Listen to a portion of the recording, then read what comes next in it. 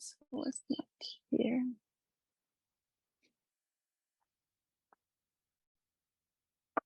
Okay, you still are joining in. So yeah, welcome everyone. Thursday study group timing, and we'll start diving in more and more to the world of facilitation and space holding, and what does it mean when it comes to inner dance. What is there to look at it and consider and learn, and how do we start also practicing it in our lives if that is something that interests. Not everyone is aiming to facilitate or hold this process for others, but we look at space holding and facilitation also from a wider perspective, and maybe some things today we can look at it from the world where it's also something we can apply, integrate, and it's happening around us, maybe in our work, or in how organizations or people function more together. So yeah, today we will look at it from a little bit different aspects also, where what perspectives I have, and then where Pi is coming from, and then also what we have in the group space, knowledge around it. But to map out maybe a little bit some of our brain together in the beginning, would be interesting to hear from all of you guys, or who wants to share. But shortly, you could check in when it comes to the space holding or facilitation word or theme, to maybe few words. What's your background or experience, and if there's some open questions that are already now sparking in your field around inner dance or holding space for this type of processes. So I could map out some of maybe the open questions, but would be also interesting to hear what are our experiences around it, or where we are coming from. We could, not everyone is always in a space that can be microphone on, but whoever is and is ready to maybe check in and just say some words, we could go one by one in a random flow in the group space. All right, let's see how many is here. Yeah, the ones that are there and possibility to share something. So yeah, we can unmute. I guess I have related experience. Can you hear me okay? Yes. Can you hear me? Okay. Yes. I used to teach yoga and meditation. I haven't taught in a while though. But I guess this related experience, I have to hold space for people, potentially having, releases and things like that. But I can't say that I have facilitated anything of this depth.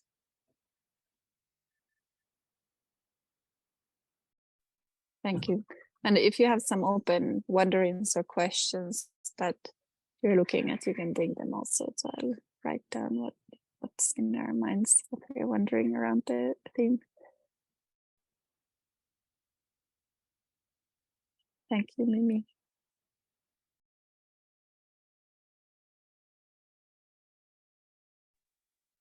The next one can just unmute.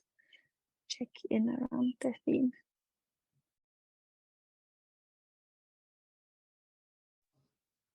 I wanted to go later, but yeah, if nobody goes, then yeah, for me the plan was not to facilitate when I followed the course from Elliot in the summer, but the first day he said, yeah, we talk tomorrow, and the next day it was like, yeah, I'm gonna do that also. Yeah. I was in the beginning. I was really surprised that even after the trainings, I was surprised that even with people who haven't had any facilitating yet, that it worked, and that it's, yeah, they started to move. And in the beginning I thought the moving was important, and bit by bit I'm learning that that's not that important. So I'm happy to learn a lot about it. I have done more one-on-one facilitating than group, only 2 group sessions. One-on-one was, yeah, I think like should be around 50 times in half a year now. And yeah, it has been with ups and downs, and with questions and doubts, and questioning myself, and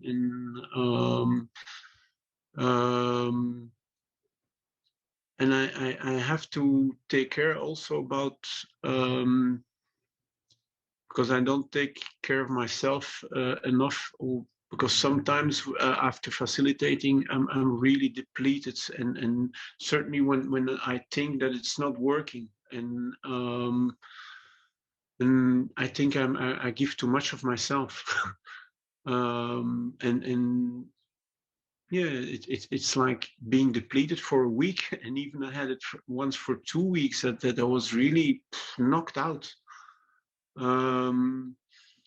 And there's one thing that scares me also, that I have I've told myself that I have to quit that type of thing.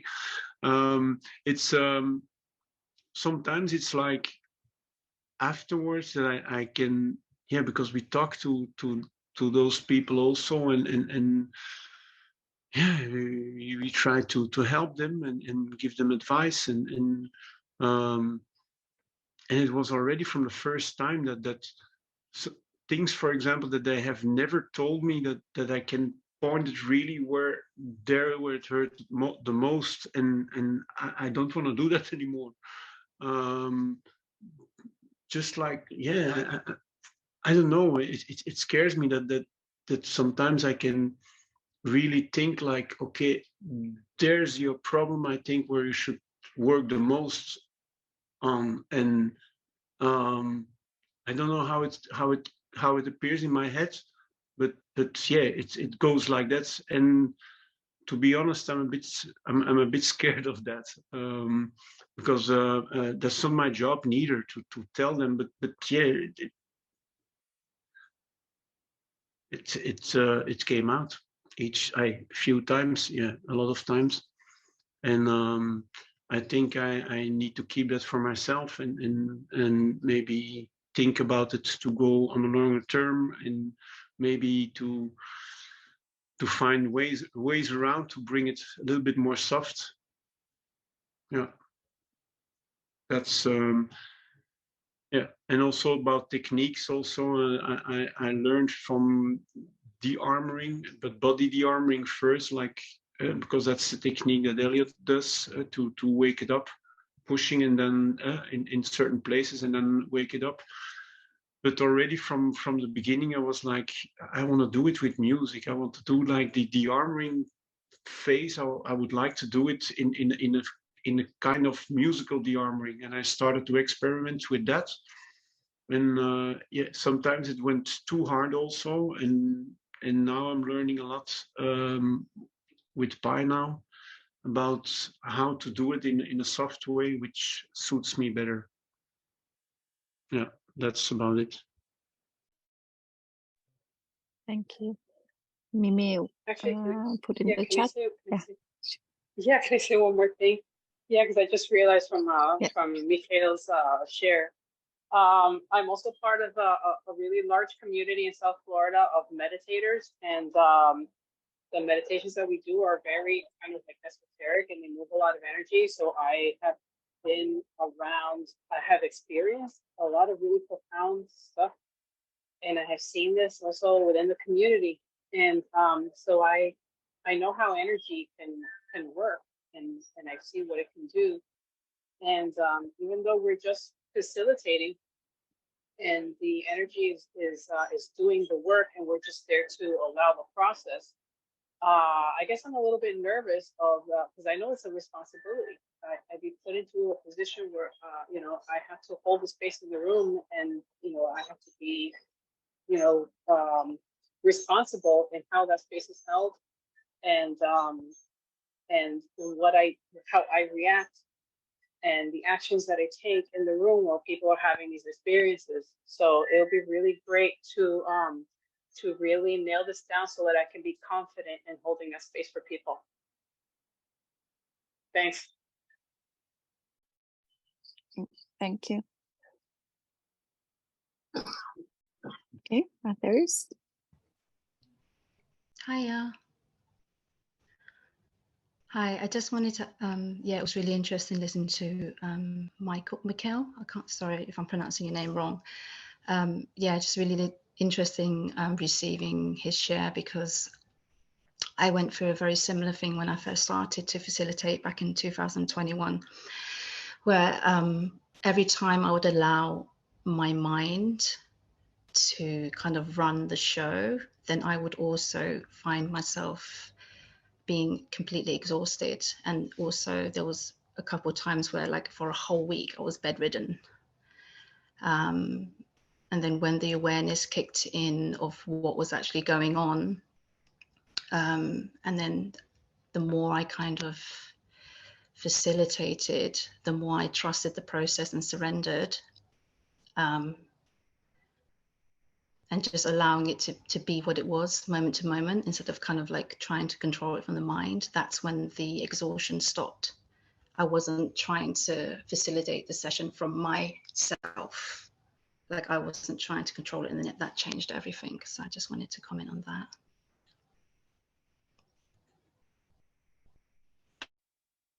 Thank you. Amazing. I can share that for me, indeed, the facilitation is a very interesting topic, and one of the main reasons probably joining here. And I have some background for a couple of years facilitating Tantra, mainly like a new Tantra workshop, so holding spaces for groups and witnessing sometimes intense process going on. So that has added some comfortability, while the inner dance facilitation is quite new for me. So only from last year, from last autumn, after the course, I have been facilitating, I think, 6 group sessions and then assisting in some. Interesting topic, this feeling drained. I have noted that I often feel really, really good after the sessions, but indeed, it's also often like not very much going in the mind. Although now that it was mentioned, like since last Saturday after the last session, I've been sick for almost a whole week. So I was wondering if this is related, but probably not, I hope, at least for now. As a general rule, I have felt very good. But looking forward, I don't have specific questions right now about the facilitation, more like a generally looking forward for tips how to make it. Yeah, I'm wondering what I'm even trying to add.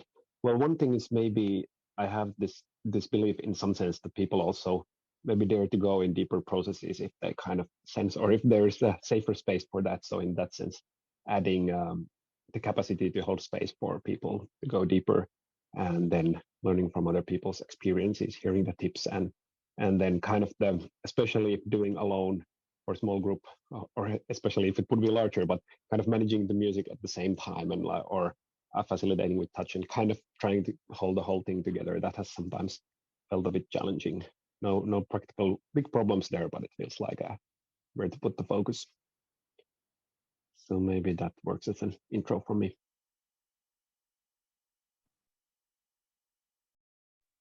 Thank you, Antti. I would like to share some of my experiences. I've never done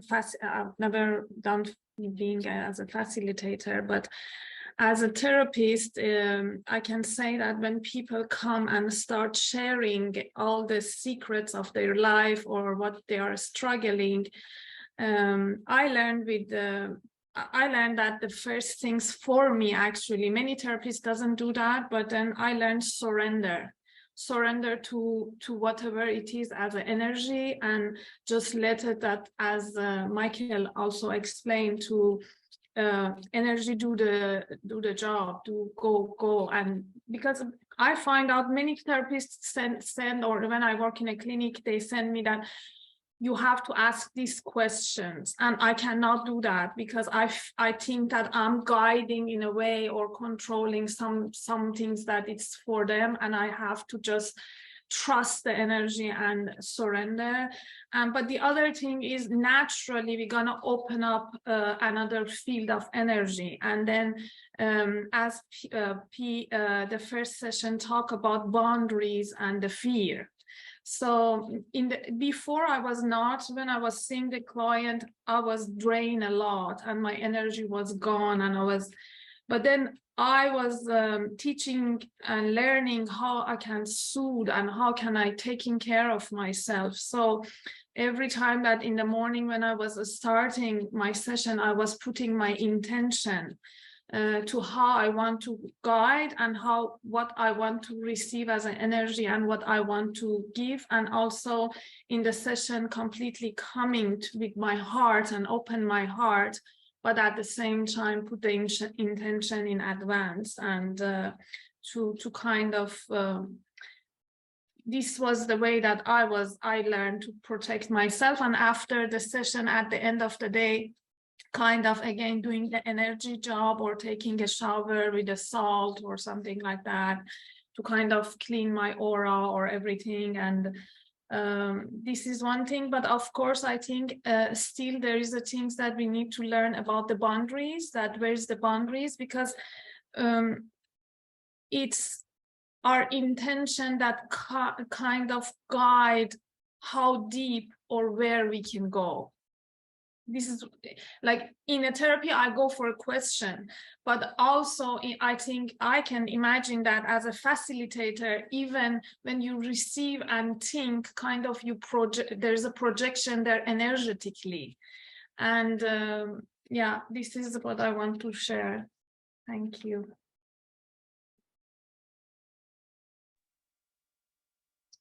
I'd like to ask or add to the questions list, kind of, I guess there's multiple ways to go about opening a session. I've experienced people literally just kind of going, all right, lay down, and they start the music and don't even say anything else. And there's others that kind of like lead a meditation in the beginning. I'm just curious about, I guess, the recommended way to do that. But in reality, while I'm asking this question, it's such a hard thing to talk about or answer, because it's so specific to your region and where you are. You've really got to, know how to tap into the psychology of the people that are in the room with you at that point in time, and kind of read what's best for them. That's just being open. So anyway, that's that was just something that I had thought, because I've experienced sessions in a lot of different ways, just led by different facilitators. So it's like, I guess I'm just curious to see what you have to say about kind of the scope and like the blocks of leading a session, setting space all the way through finish and sharing, all that kind of thing. So hopefully that's a clear enough question. Yes. Super clear. Thank you, Matt. Okay. Others? Hello. I'll just unmute. Hello, Matt. Hi. Right now I am not facilitating. It's my deep desire. So I feel like I want to go to Maya and experience in person, so I can just be a facilitator. I have some questions. First, I want to just heal myself first. And I have like a problem with addiction with food, with horrible food, like pasta and pizza or something like that. So I was wanting to ask, how do you can just tap into the healthy, like, for me, every single day I just eat fruits and vegetables. That's it. But I have all the time in my mind, like the pizza, the pasta, everyone is eating normal. And I'm like, how do you manage, or Pi, how he managed just to eat healthy and take care of himself? That's my question. How inner dance can help me, or what it's there? Because I don't want to happen anymore. Like when I eat just fruits and vegetables, I feel light. I feel like in a good mood. I feel good. But when I eat, and I also have this thinking of I want to eat this. Like why I have this. I feel it's like addiction. And the second thing I wanted to ask to Pai, like what's the vibration of Mexico and Mexican? And he always is like describing every country, how the energy flows. The third one will be like, I cannot find the noise app. I search it and I find a lot, but I cannot find the link. So I don't know if you can help me with that. And I think it was one more, but I don't remember.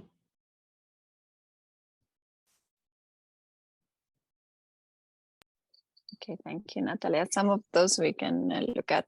I can also send privately, and then maybe nutrition and food. We can see if it comes sideline around the facilitation topic, or then it will come up in for sure in the topics around inner dance. Thank you for mapping out. Okay, anyone else? Yeah, hi. Can you hear me? Yeah.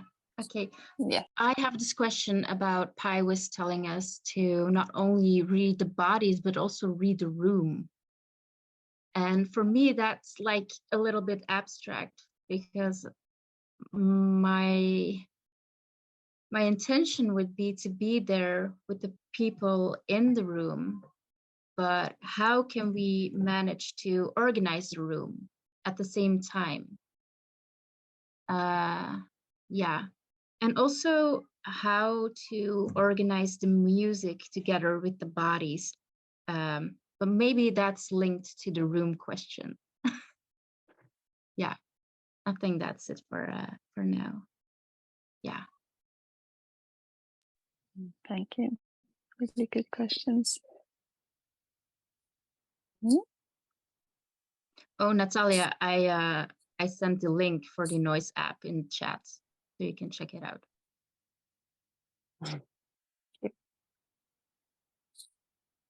So fine. Thank you. Hello. Okay, Doreen has a hand. Oh, okay. Yes. No, it's okay. Paula. Yeah, go. I Paula, don't you see can the go. video. You're Okay, unmuted. perfect. Hello. It's okay. I don't know if I'm on the video because I don't see myself, but can you listen? Good. We can hear you. Yes, and then you are black, but it's good. We hear you well. I don't know why it's black. I don't know how to put it. It's okay. We hear you. It's a mystic black box. Okay. I started like 25 years ago, like with yoga, and I did my teachers and gave classes. But afterwards, I made a like 5-year shamanic work. So I started to do temazcales. I still give temazcales since 20 years ago. I give sacred plant ceremonies, and I also give healing therapies. So I would love to facilitate inner dance. And I want to know if the more work I do on myself, is it more powerful, the experience for others when I give inner dance? That's one question. A couple of friends of mine, they asked for a session, and I did it yesterday. My mind went a little bit like maybe they're not feeling anything, but then I went to this space that I was them and I was the energy, and it was really beautiful to feel that. A lot of gratitude, expansion, and energy, like goosebumps in my body a couple of times and a couple of minutes. So I tried to transmit that energy on their bodies. One, I want to know if that's okay. Like if we transmit that energy, or the energy makes the work by itself.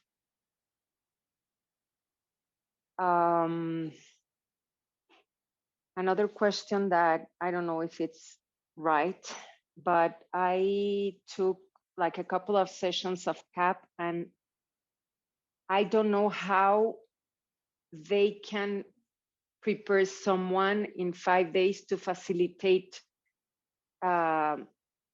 this the Kundalini activation program, and they haven't done any energetic work.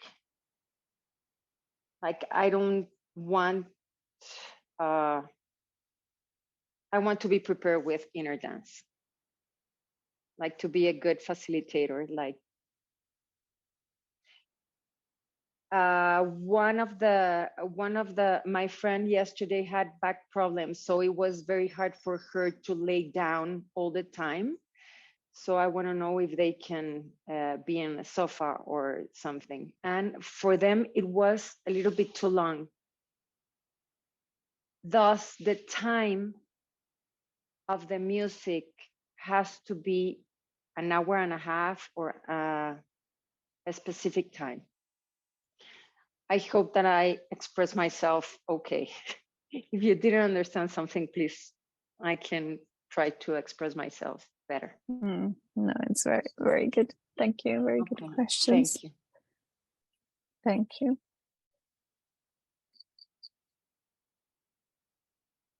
Okay.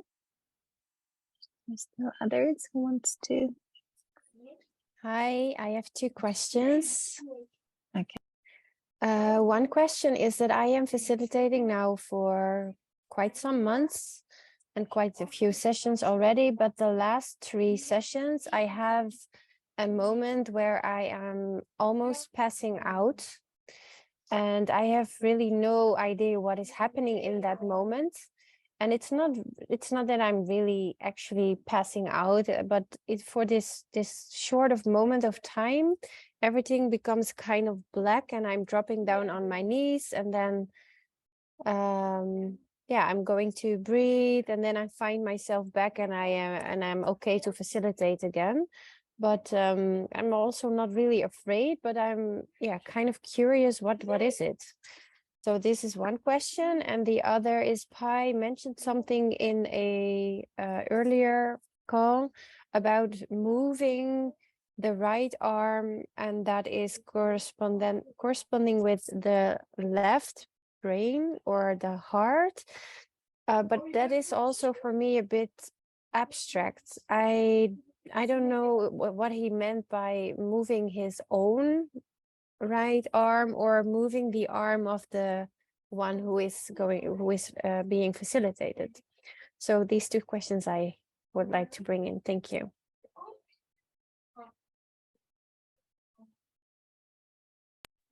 Perfect. Good.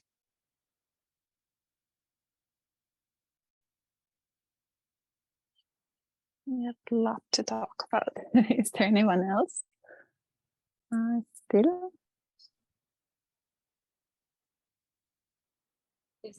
Sorry, I remember my question. If the energy of the other person affect you, or energy is just energy and it is what it is?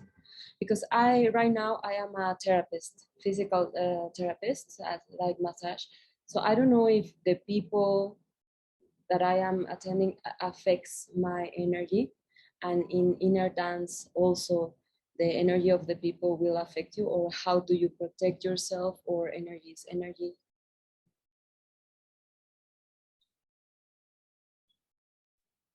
Super, thank you.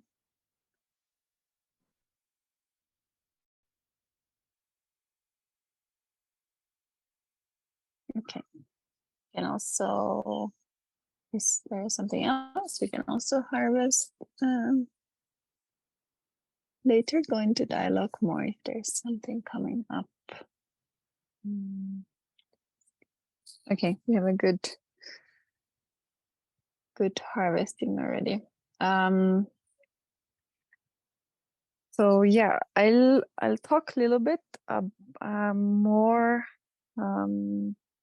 maybe something about the whole world of facilitation first, and some of the topics that might open up some of the questions, and then we can also look at more particular, and then if there's something coming from the talk, and then going into dialogue, or if other questions are coming up. As always, I can only talk from my perspective, my experience with inner dance and other things. And with inner dance, it's still since 8 years, but I feel always it's ongoing study, research, and curiosity how all of this works.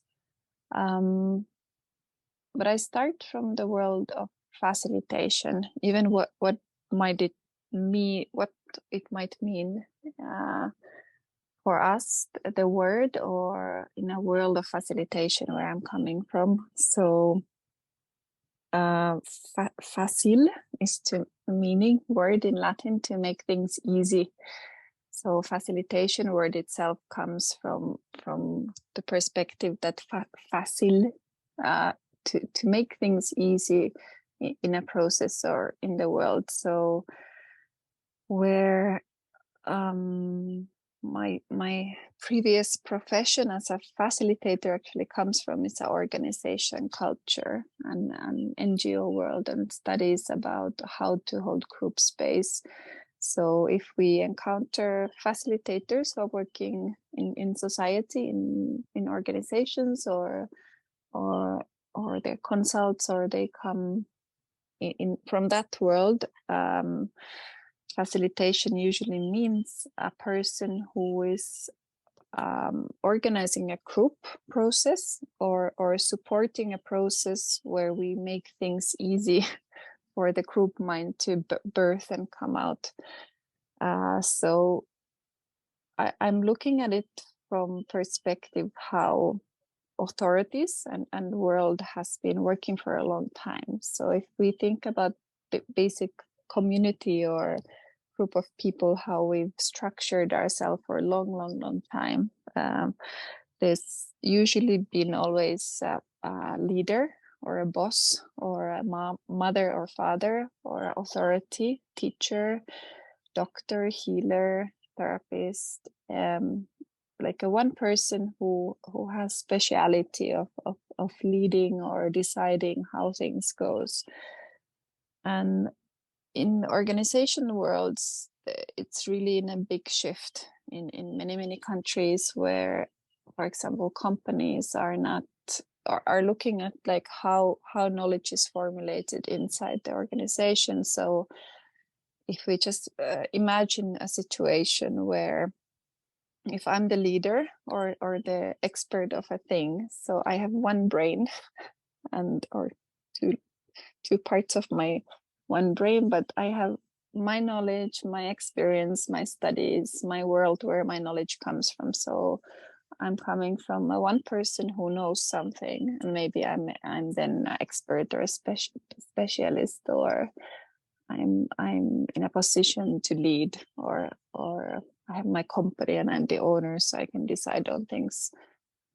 And it comes from a perspective where I know the best, so I'm able to lead others to things. And that's how most of things in the world has kind of worked, that there's a politician or a king or a leader or a boss. Probably many of our lives, there's like authority that is the one that knows. Then when we look at facilitation world, it kind of shakes that power dynamic and system, and it started to look at that. What about instead of one person knowing better, there's, for example, in a group of 10 people, there's 10 brains in the circle, and then 10 people might know more than the one person. So to make that process happen, where a group mind or collective knowledge can come together, it needs someone still to help and support and make the process easy. So that's where a facilitator would come in.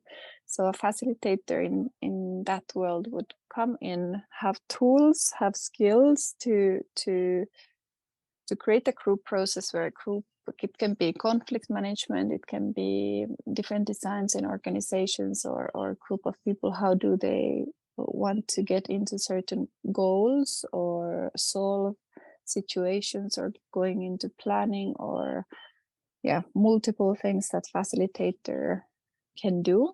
And in that perspective, a facilitator is not part of the process. So the person who is facilitating process is not the one who would implement any ideas or decisions to influence the outcome of the group process. So facilitator is kind of taking him or herself out of the process and then helping others to get into a conclusion. And that's what I studied, and I worked in the NGO. I worked with children. I might work with the whole staff in our organization, which was 60 people, to put them to sit together or do different practices. So when Inner Dance came, I started to look at this world of facilitation parallel to my job also, and the studies of facilitation. But what does it mean? and to say first, from my perspective, Inner Dance is very different to facilitate, because we are part of the process still. We are part of the space and the process and the whole thing that is happening in the room. So I couldn't, and it's not applied directly to that world, how a facilitator would facilitate or work in an organization or a group of people. But then to look at my old life, I needed to start looking what kind of hat I put on. So what is my background and what kind of roles we have. And I think that applies a lot to our group space and to people who come into the studies, because we have different backgrounds, different professions, a lot of knowledge in all of us, and all of that is valuable. What will come to the space of be a space holder or facilitator.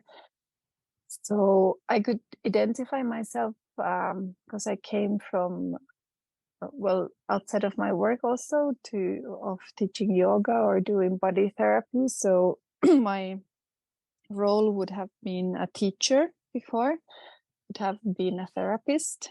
Also what Lily was sharing, that if I come from a therapy world, this is how therapists should work, or this is expected, and we don't even match inside that world always how it's expected, or how a yoga teacher should do their work. But I came still from teaching point of view, that I come in front of a group and I'll teach something, I'll pass on a knowledge. Or if I did shiatsu therapy or different body therapies, I would come from a field where my studies would be that I'm there to help, there to heal, there to fix something. So person, especially for a classical massage point of view, people would come, or sports massage, and people would come with a problem. I have a knee problem, I have a back pain, I have this and that, can you help me? So that would be what hats I had put on before. So even in the space, to recognize what are the roles that we naturally might have in ourselves. What is our background? What is our other professions that we automatically can and will and might take into the space? What are the tools that we've learned? So there's, to mention few, you might have like a coaching approach. We might know how to ask a lot of questions and coach people in a certain way. We might be mentors. We might like want to guide people in from our own experience or professionality in life, mentoring things. We might be teachers. We might want to pass knowledge or information, what we know, by teaching others. We might have a healer hat, that we want to heal and help and fix things, therapist. And most of those comes from a particular, still like a kind of one directional or a position that we are holding a certain authority in the room. So what the world of facilitation, through what I worked in the organization or through inner dance, kind of shook in my life was those dynamics. And I have to start to study and look at like, what does it mean to say I'm even in the yoga world, that I'm a yoga facilitator. So I'm not here to teach something or assume you guys wouldn't know something, but I'm here to support or to bring out some knowledge even from people's own like intuitive yoga that it can exist in their bodies. So yeah, what does it mean that I'm facilitating something? Other word people might hold a lot in inner dance is space holding, that I'm holding space. So what does it mean that I'm the one who is holding the space, when we at the same time in the sessions can see that the space holds itself? We are there and we are needed, but at the same time we are not. So a lot of this self-inquiry, I think for me was very important, to look at the role, to look at my underlying like structure, where I'm coming from when I come to work with people, being either group space or one-on-one personal space, and to get to know myself also. So if I have perception that I need to give advices or I need to analyze someone's process, where does it come from? Does it come from my therapist role, or my healer role, or if I need to tell people something about some of the knowledge or sciences behind it, then do I have more like a teacher hat in that moment, or if I'm just there to listen and bring up questions, am I more coaching the person with their process, or mentoring, telling them something that comes from my own knowledge that I might think that might help them? And these are very common to observe when we observe facilitators in the space, that people usually have a lot of other roles, how they conduct or support the process and do this type of work.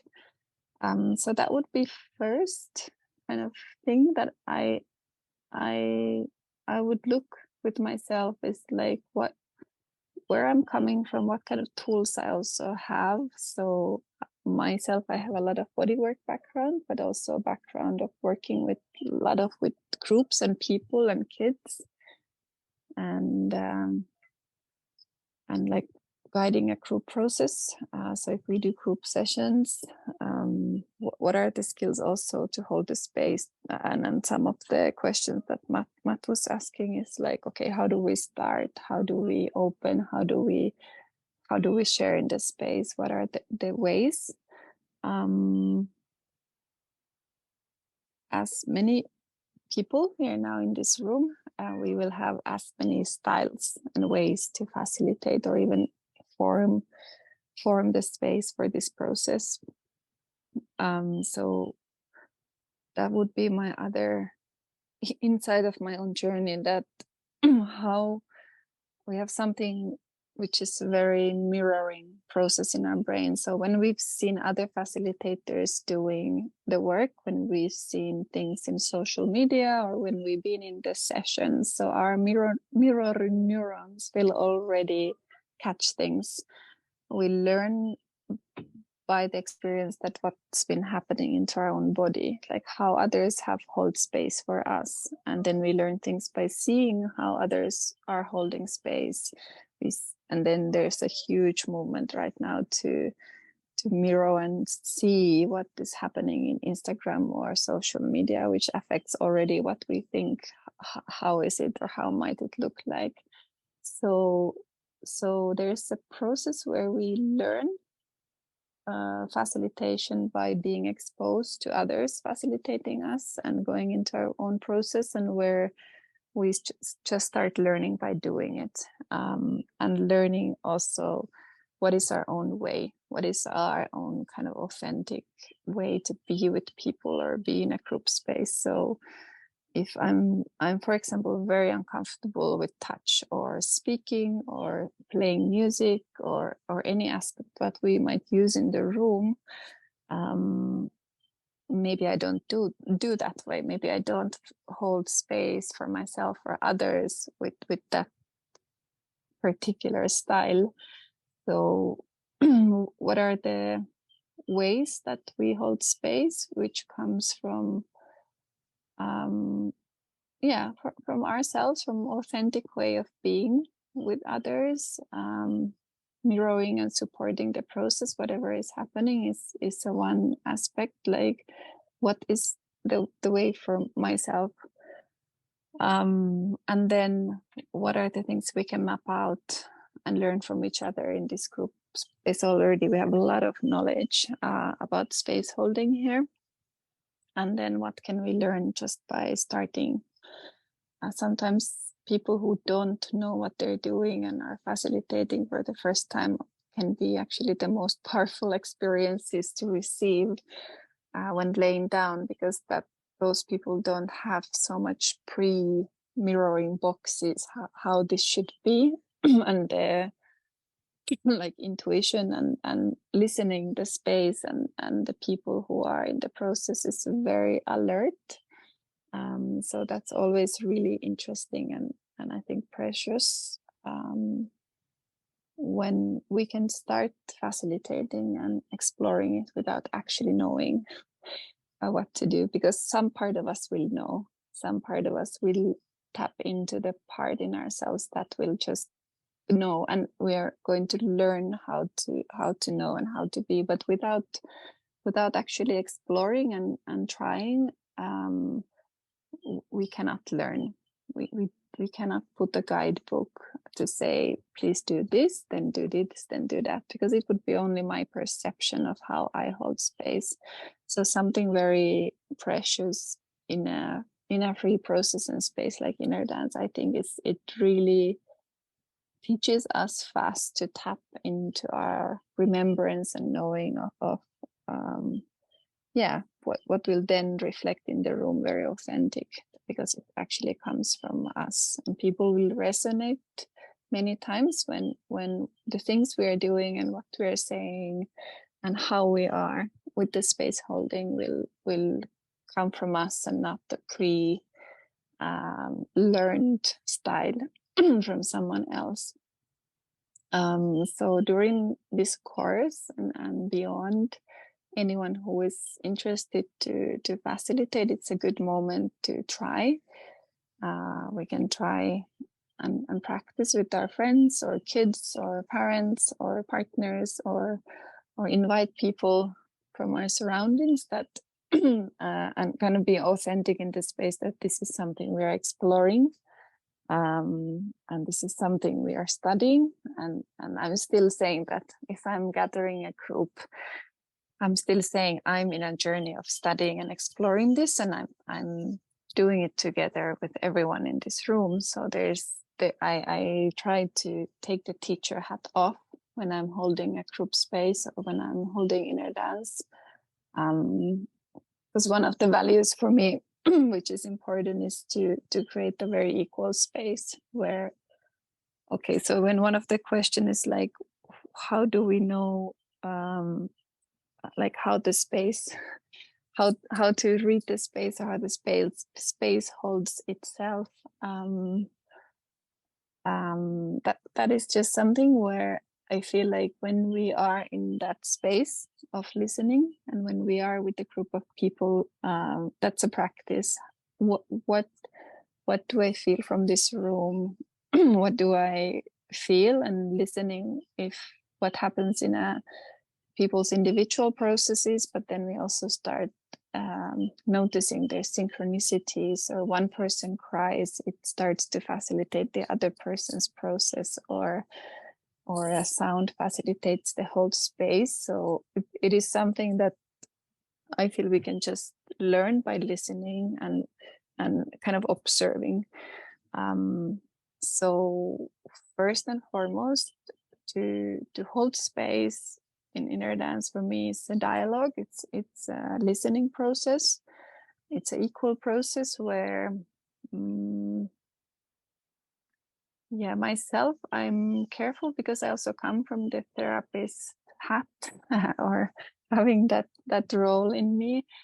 I'm very careful of analyzing anyone's processes, actually, or telling them what it is, that if someone goes through a particular thing, because there's always how to say in English, interpretation, maybe that's the word.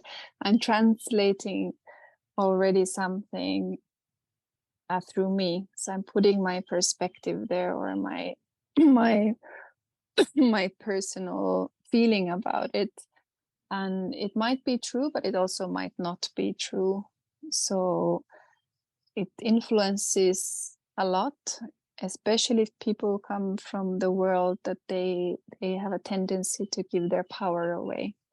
So if they come to the space and they come from a dynamic that you are my healer, or you need to fix me, or I'm coming to this process that this process, or you will cause something, then they might already be wanting to hear those answers, and wanting to give their power away of discovering the answers from within, from the energy, from their own bodies and minds and energy fields. So that's why myself, I'm very careful nowadays not to analyze, not to interpret. And what I've seen, especially in one-on-one sessions, when people ask, okay, okay, this happened, Ituli, what do you think? What it was? I kind of bounce that back to the person, and I might ask, what do you think it was? And many times they actually have the answer themselves. So that where I might put the coaching hat. And instead of answering what I think something is from my world, opening the person to find it themselves if they need to. Also many times, especially in Finland, which is a very brainy, analyzing, I need to know culture, sometimes the best gift is to not answer, or not and give the opportunity that what about we don't need to know, what about this is something that happened, and let it flow through you, or settle before the analyzing mind needs to kick in. So yeah, something about therapist hat, or knowing, or needing to know, or tell people. There's a part where if someone has been working with tens of thousands of bodies, and there's certain patterns or things we start to notice, or we have actually knowledge of particular conditions, or where we can still pass on the knowledge and support people, but if we don't have that, I would rather keep myself the space very empowered for the one who is going through the inner dance to find out answers. Okay, linked to the questions. Yeah, so we will find our ways. When it comes to structure of holding the space, there was some aspect that was brought up was safety. What about like how to hold the music, touch, speak, all at the same time? What are boundaries and fears that might be in this space? And then this kind of energy depleting energy. So if we feel energized or tired, those were something that came from your sharings more. Then there's a big bunch of questions.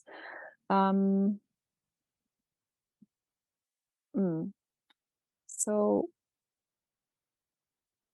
okay, before going to those, one aspect for myself also that maybe it's easier to understand through example, but what happened in the process in Finland with inner dance movement was that we were first 3 or 4 years coming quite strongly from being the facilitators. So I'm the one holding space, I'm the one organizing this, I'm the one like creating these conditions that the process can happen.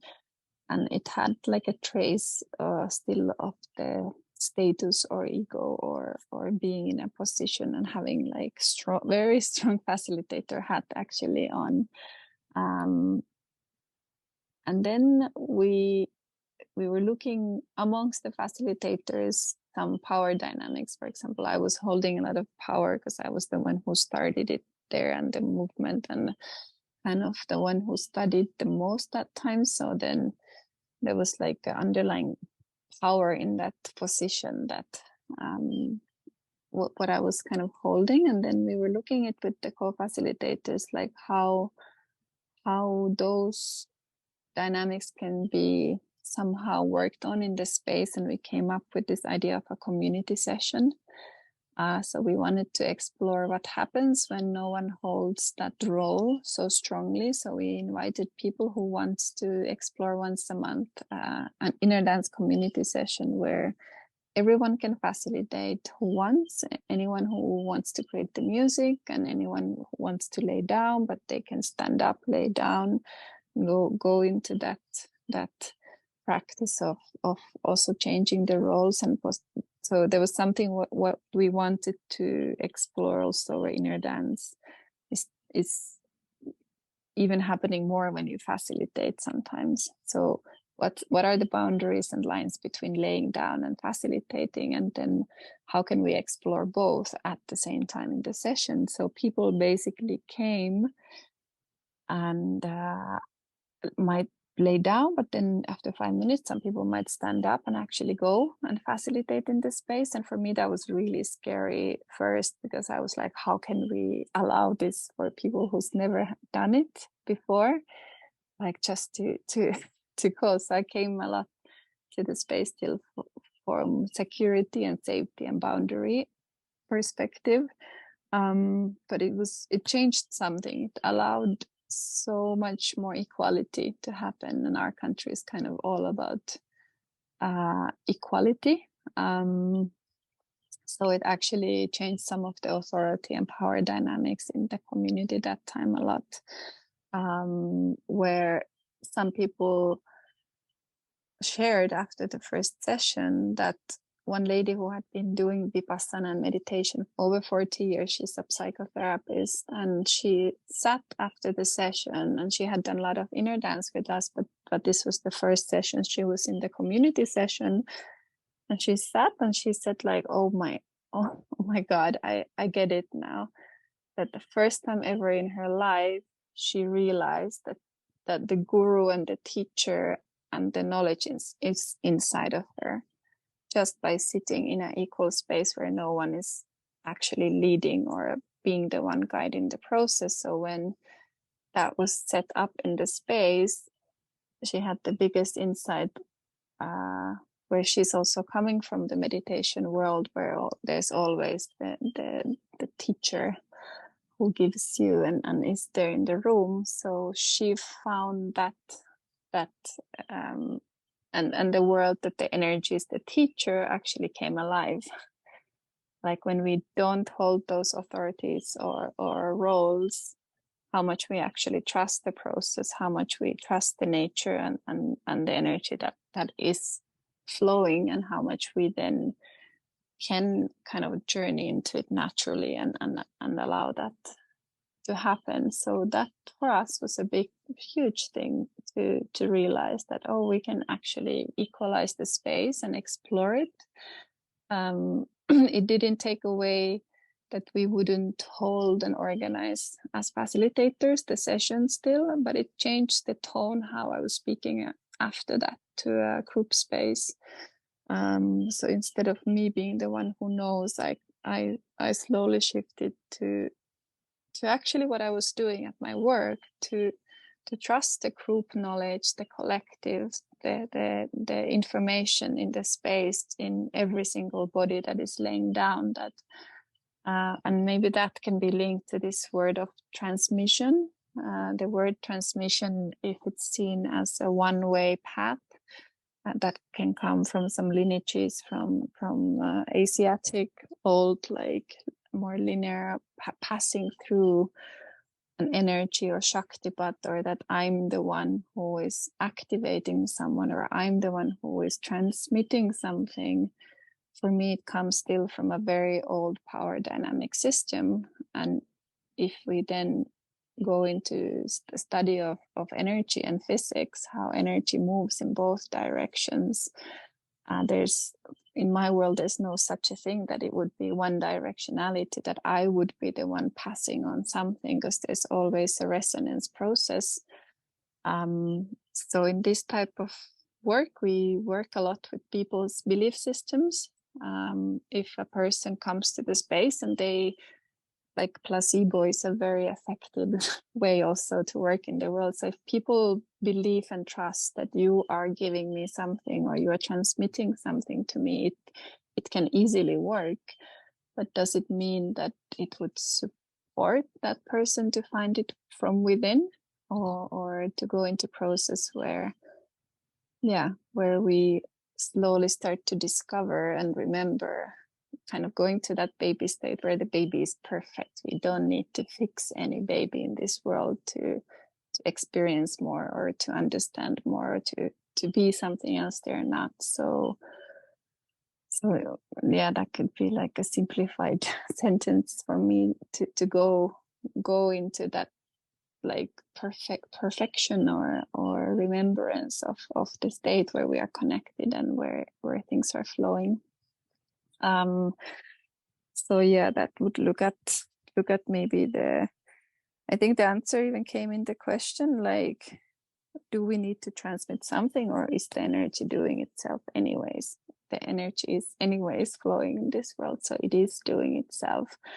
At the same time, if we look at group processes or us co-creating things in this world, we will not function alone as humans, or any animal species. So we are connected to each other. We are needed to mirror and to support and find those resonances. So at the same time, we can hold a reality where inner dance process can happen alone. Like, if we just rewind to Pi's beginning with the energy and the process, he was alone. He didn't have a person facilitating him. He had all the elements and conditions that time that facilitated and hold the space from the nature. His process or meaning was to go through that alone. And it's possible any one of us can process these things alone, and anyone we hold are able to do it alone. But it doesn't cancel out the thing that we are in this world together, and we are very deeply linked to each other. So that we can do this collectively or in a community or together and hold space for each other. And many of us might have the experience, if someone has been facilitating us, that for some of us it might so processes that someone facilitates us, and it really changes and varies, but for some people it's easier for them actually to process alone. And for some people, they feel like they can go deeper, or they can open and surrender more when someone is holding this space for them. So we also, and it might be different in different times. So that's why we can look at both, like it can happen in a self journey, or like we can process these things and surrender and activate our nervous system at the same time. And then that can happen when it's supported and when someone is in the space, and the music and the space will hold it, and facilitators, so other people will hold it. But not to give power to a one way, that this only happens when I'm transmitting something, or this only happens when I'm there, because that puts a lot of power for the ego. And so something in my journey is to put a little bit less importance to myself. Like Ituli is really not so needed in this space, but at the same time, I am needed. It is important, and it's beautiful. I'm able to support and offer this kind of space to myself and to others at the same time. But it is a journey to reflect, to learn what roles, what importance we put for ourselves, and how do we then I would say in my case, the processes and someone was asking that the more that does it give people more powerful experience the more I'm going through my own process.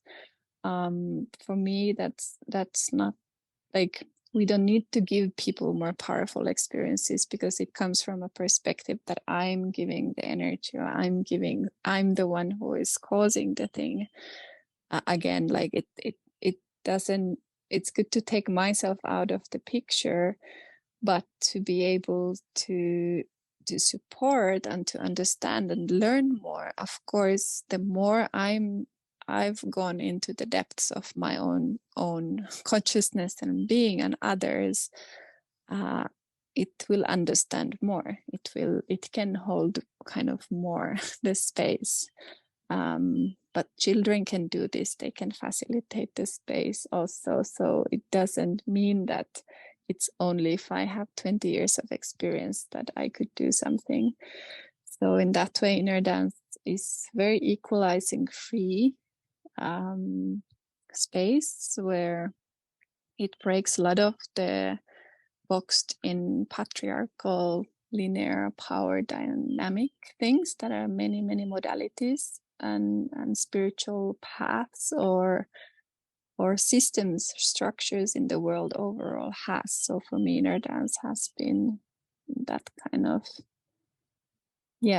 first time something that I feel. It's partly also the things that might trigger some people, like, oh, there's no rules, or there's no one telling me what to do, or there's no guidelines, or there's not a one boxed in structure how to do this. Even those might like bring up some uncomfortability, because how do we hold a free space, and what does it mean that what does freedom mean for all of us? It's very different, where our boundaries are very different in this space. So how do we work in a space that is equal, where we have to learn and respect and see that my reality and truths and boundaries are not the same than the other person's. My freedom doesn't mean the same than other person's freedom. So how can we learn to be in that space? So inner dance broke a lot of the old dynamics and systems in my world, and I was uncomfortable with it for some years, and some aspects of it for sure, because it wasn't something that is held in the world so commonly. But it was the biggest gift, that there is a movement, and there's a process, and there's a community that allows that evolution and learning to happen. From that perspective, there's ways to, for example, now if we look at the space holding or the room, or some Matt's questions, like, is there ways to open the space? Is there ways to to share, or what should we do? What could be? There can be a lot of I would say experiences or tips or mappings that we can share from our perspective, and then we'll totally encourage everyone to find their own ways. But of course, there can be things that comes from experience from all of us. That, oh, this worked well, or this is what I do, but then that doesn't mean this is how we need to do it, or this. But it can be helpful, some aspects to look at. I can share from my perspective, and my way of doing it has been changing all the time. But when it comes to group spaces, in the beginning, I always gave like an introductory.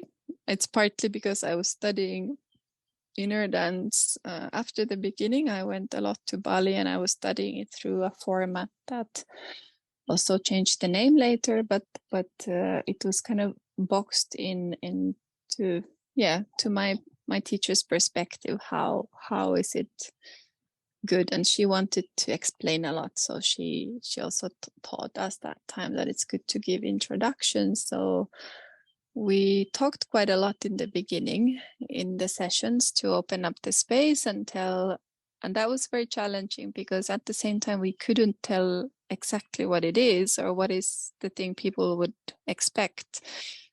And the sentences started to be like, this might happen, or this might not happen, or this process might be like this, but it also might not be like this. So it was kind of spacey to speak to it, to try to open to a very rational Finnish mind, like what this thing is about.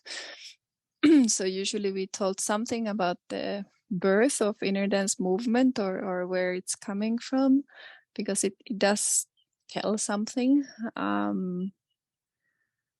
Some of the like aspects of this free flowing energy, and then more like maybe personal, or what can happen in the space, or what we were seeing. Slowly by time, also by observing how the facilitators were holding space, who didn't explain anything, but they really just allowed totally free space before the mind starts to formulate too many ideas. In the beginning of session, I also noticed that, oh, that's actually really good. So, but that's brave and bold just to start the session and push the play button and say to people, like Matt was sharing also, like just lay down and go. And when I came to Maya first time, that's what was happening here too. And how people were holding space. It was just like, it didn't need any explanations, and it kind of helped my rational mind to let go easier, and to be a little bit annoyed, like why no one explains or tells anything, and I'm just supposed to lay down and see what happens and trust it. So it would be situational, I would say. What is our own way?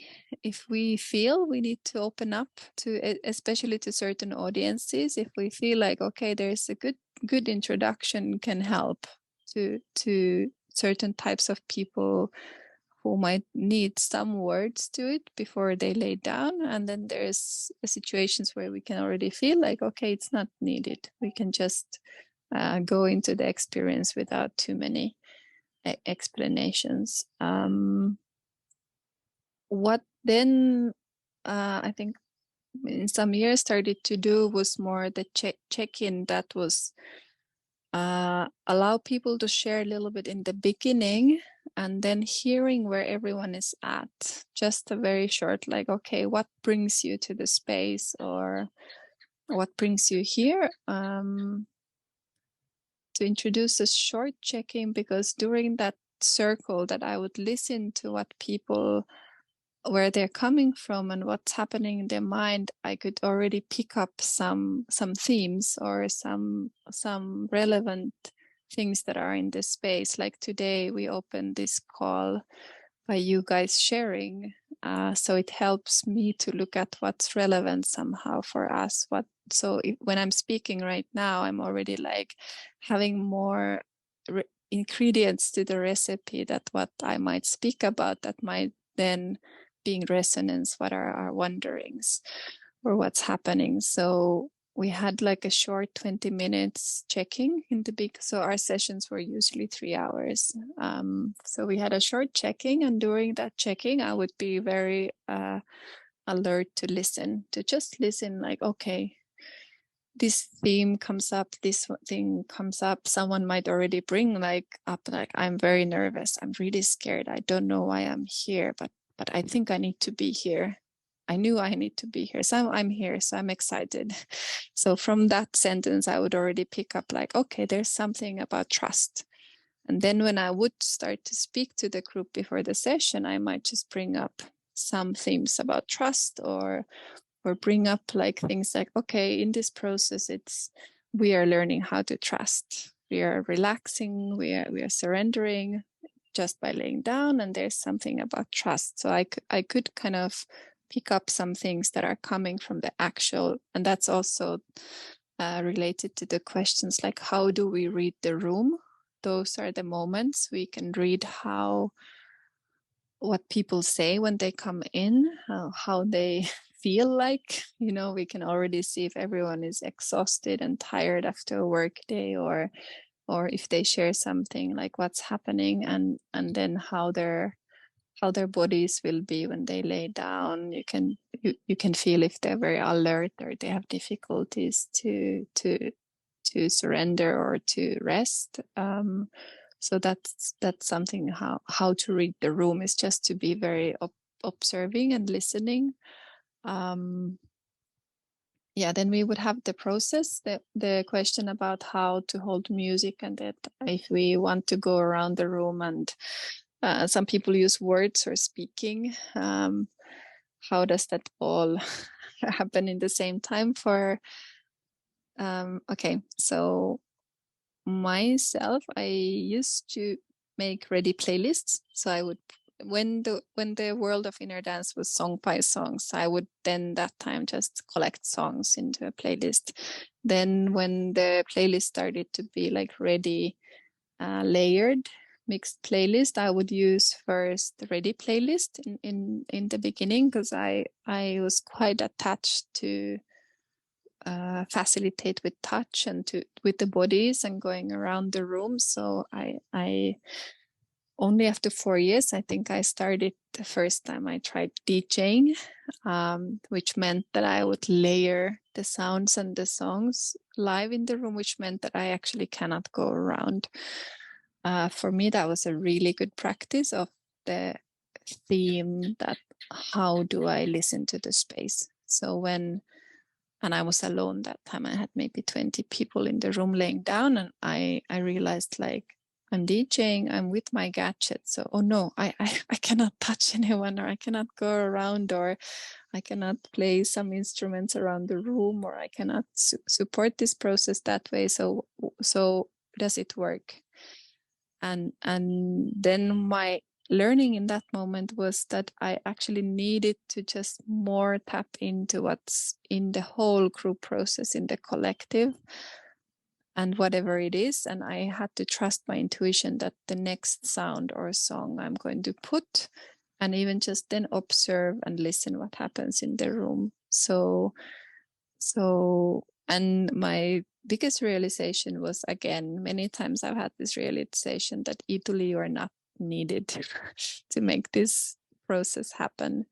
So me DJing and being stuck with my phone that time with the DJ app helped me to come back from the ego part that needs to be the facilitator again.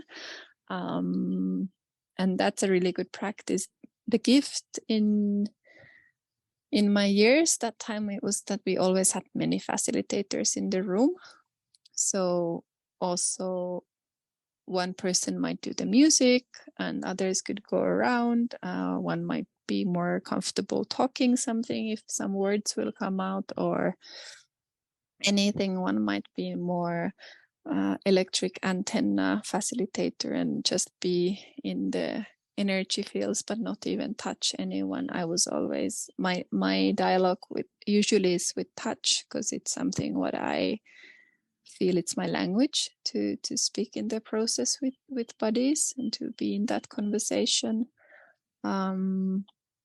Okay, so what I would do now, if I would not DJ, like what I'm doing right now here in Maya, we have every morning 7 o'clock sessions and different people hold it. But when I hold it myself alone, if others are not there facilitating, I've been using a ready playlist. So some of the playlist also we are sharing with you. And then I've used the noise app on top.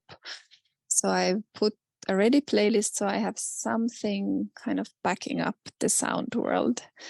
And now I haven't used so intense ones. So I've just intuitively, I'm feeling that 7 a.m. is a kind of delta.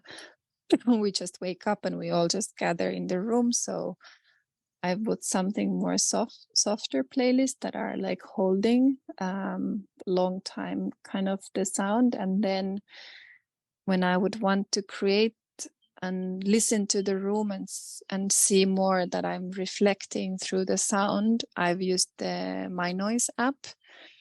So I've been able to kind of create waves or things on top of the playlist that is happening. So through that, there's many layers of sound happening in the room, but because then My Noise app, I can just leave on also as it's ongoing, the sound, it doesn't stop. So I've been actually able to free myself up to move around the room. Maybe we have a lot of instruments and it's fun to play with the live sounds when there's like speakers, but then also some sounds in the room might be, we can use floor, we can use instruments, we can use our body to make sounds or our voice. So I've realized just the other morning that I'm DJing, I'm still wanting to hold the space by reacting and going into the dialogue of the space with the sounds and the noise app. But then I can also leave it on, go around, see if there's something where I'm touching or facilitating the actual bodies, and then also creating live sounds. So I kind of multiplied myself into three facilitators the space, which is quite fun. Sometimes I might even have my leg on someone doing the DJ up at the same time, and the other hand is playing some kind of instrument. So it's fun to explore and to learn, like changing our roles also. Sometimes just DJing and not doing anything else is amazing, because we tap into the space holding with the sound and the playlisting a lot, and always just learning from the feedback, what happens in the room. So structure of the space, yeah, we can explore ourselves, but there is, I think, importance in, and this comes from any facilitation world, how do we open and how do we close? And that will set up a lot how do we open creates usually the ingredients, how much people trust the space. What do we say? What is, how are we in the space who organize the room for people to come in and go into a very deep processes? So that's already, yeah, that already creates conditions where people can feel, oh, this is a safe space for me to lay down, to trust. And it just comes by doing it, by learning it, by getting, we might be super nervous in the beginning. People might notice it, they might not, but that's part of the process, and we cannot learn anything by being ready for it before we actually expose ourselves to work with people. So opening is important. We can, if we feel that we want to gather people in a circle before we start, or sometimes we just ask people straight away to lay down or come into the room in silence and just lay down here right now, for example. So the beginning, yeah, it's more non-verbal. Sometimes it's really good to start with just to check in, which means that we allow everyone to be seen. So if we ask people to even say their names or sit or witnessing, noticing who else is there in the space, it gives a certain witnessing to everyone to be in the space. Yeah, then the format of the process, how do we hold it? It's really good to explore our own ways. Music can be, today we did sessions 30 minutes only because I did some partner work with people who are here in the live training, and they went really deep. 30 minutes, playlisting session was very, very deep, but we've already created the conditions where people can tap into and go pretty fast in. So usually would be probably 60 minutes. 90 minutes is the sleep cycle. So when inner dance does mimic the sleep cycle that we go through the night, and that is 90 minutes, it is a good time to hold the space. Yeah, 60 to 90 minutes, sometimes can be 3-hour session. Then we can explore how the time stretches, but those can be like the basic times. 75 minutes, depends how much. So to leave enough space for the opening and then the closing. And sharing is, if it's possible, to allow people to share. Give also opportunity that if someone doesn't want to speak, they don't need to, because if they are in a certain dimension after the process and it's beneficial for them not to activate their speaking part of the brain, it's really good to give them allowance just to be in their own space, and then things will integrate more in their field. But overall, it's really amazing opportunity for everyone to hear, to share what happened in the process, or if there's something they want to bring out, because it also builds trust. In a group process, it does build trust. If people go through, especially if people go through intense processes, and others will be witnessing those, but then in the end of the session, when we hear, and the person who might have been screaming or going through like the worst things in their life, but when they come into the circle and they share and they tell what it was all about, it usually creates a lot of trust in the space, where we can hear, she actually, this was meaningful for her or him, or this is what happened. And yeah, it teaches us a lot, all of us.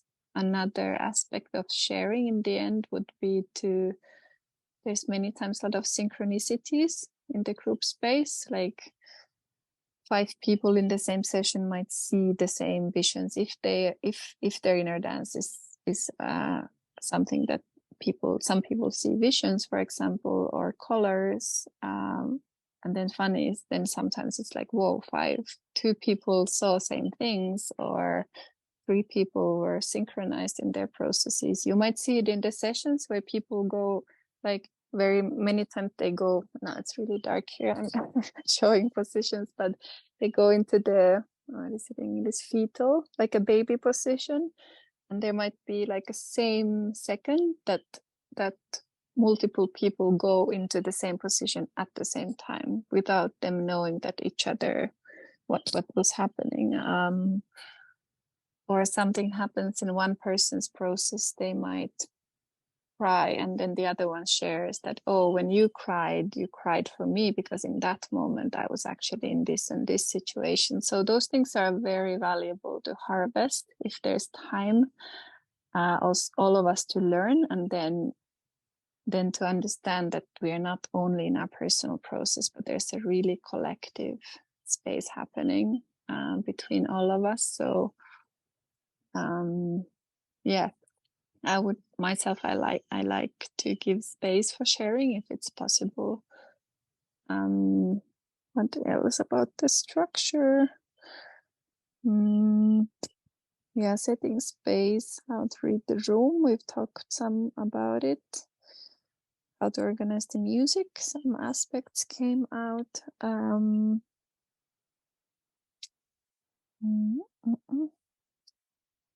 Transmission themes came. How is it? Yeah. Length of the session. Standing. So there was someone who couldn't stand. Couldn't lay down. So for people who have some physical conditions, for sure they can sit, they can stand up, they can lay down, and we can also say to them or give allowance that if they cannot lay down for long, they can move. So they are allowed to move during the session. So they can use pillows, they can sit up, and it doesn't mean the process will stop. But when we look at nervous system, and when the very simple thing is that when we lay down, that the parasympathetic and sympathetic nervous system, it's relaxing and activating at the same time. So yeah, we can just look at it. It is really much more easier to surrender and let the nervous system to relax when we do lay down. But it doesn't mean it couldn't happen when someone is sitting or standing. And after we've had the remembrance of the surrender, the body it has an imprint already, so the body remembers like, so after that it's actually the processes can happen easier also in other body positions. And many times people stand up during the process and move, so maybe it's just with new people who would have some physical conditions, they cannot, maybe just how do we create that trust for them that they can feel they can still relax and surrender, but then being like witnessed and active at the same time, that will start helping the electricity and magnetism to flow. I think most of those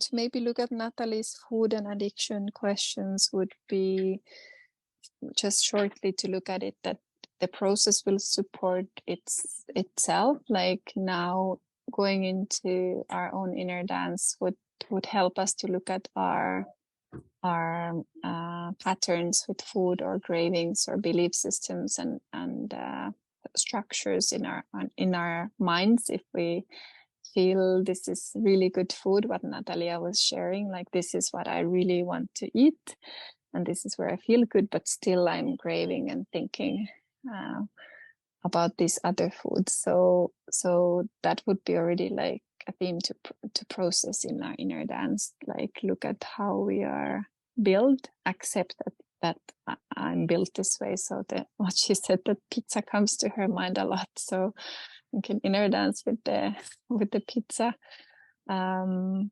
accept this is happening, but also that we can see that structure where our addictions and things are happening. So for sure, for me, allowing myself to be an observer and going to the more subconscious and different layers in my system has helped to look at addictions and food, but doesn't mean they wouldn't still be there. So they might still be present in my life, but at least I'm more aware. So there's probably in myself like a step-by-step process with these things. But what you were sharing already, Natalia, is already part of the answer. How to maybe go from there.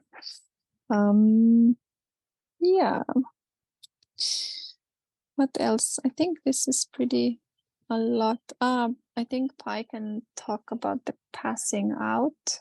I myself don't have experience of it, so I don't have much to share, except that the only thing would be for me to look at that. Okay, so maybe why we get tired and why we get sometimes energized. There was already really, really good, I think, reflections in the group space around it, and the point that we are not putting our mind and ourselves so much there, for me, has been part of it. So before I was also really tired after some sessions, and we had all these rules we always went to dip in the sea or salt water, because partly that came from my belief systems from shiatsu therapy, that I need to cleanse, I need to protect, I need to cleanse myself. I'm absorbing some people's energies. So when I had someone who said to me that it's true, if you really believe in that, if that's your paradigm and perception you're coming from, and you feel you need to cleanse or you get tired because you're not doing something, it's happening because it's in your reality, like it's what you believe in. And at the same time, if you have another perception, that manifests alive. So protection and this cleansing is not necessary. But if I feel it's necessary, do it, basically. And that was a good tip for me that time, because I was in this whole ritual of doing things before and after the session. And then I started to watch, like, okay, so if I think I'm absorbing things from people, I get really tired. But when I started to look at my perception around it and have more perspective that actually I'm not absorbing anything, if energy is freely flowing in the space, it is not me who is healing anyone or me who is fixing anyone. So what about this thing doesn't happen? And then slowly by looking at it, it didn't happen anymore. So I was partly less me there. Also, what was it, Lynn, who was sharing that less mind, less analyzing, less much less me or myself there, and then more in the space of resonance and listening and being equal in the space with others. And then I felt actually after the group sessions like so much more energized. I felt like that there's been a big shift in my own perception, and not needing to do the cleansing or things anymore, because it wasn't in my belief system. But as long as something I feel was needed, I feel like it's good to follow and then challenge our truths and how do we see things. So it's the same question that can energy affect you? I think we are affecting each other all the time. So we are in dialogue, we are in constant resonance, but then what is the filter or this set of mind that I put there? Is it affecting me negatively, positively, neutral? What is the thing? It's kind of how I would be structured or how I believe it happens. So those are really good things that we can observe in ourselves during and through this process, and with others too. So to Pai, I would leave the question that why do we extend our right arm, which activates the left brain, and the hands are extension of heart space. There was a question like, what actually happens there, as a concrete, that was abstract, that was mentioned before, but to understand it better, and maybe if there's something about this, that when someone is facilitating and is like a blackout comes or passing out, those would be the last questions I have in my mapping. But hopefully some sparks of thoughts or seeds. We can have more talks around this, and then Pai will look at space holding more, also structure it a bit more. Let's see if we would give a toilet break, because I feel I've been talking a lot. 3:40. 1 hour 40 minutes. I think it's a good break just to stand up or walk or go to toilet or take water or tea, and then let's give like a 5 minutes, and then 3 minutes. Okay, 3 minutes. And then we continue. I pass on the mic to my teammate here. Okay, thank you, everyone.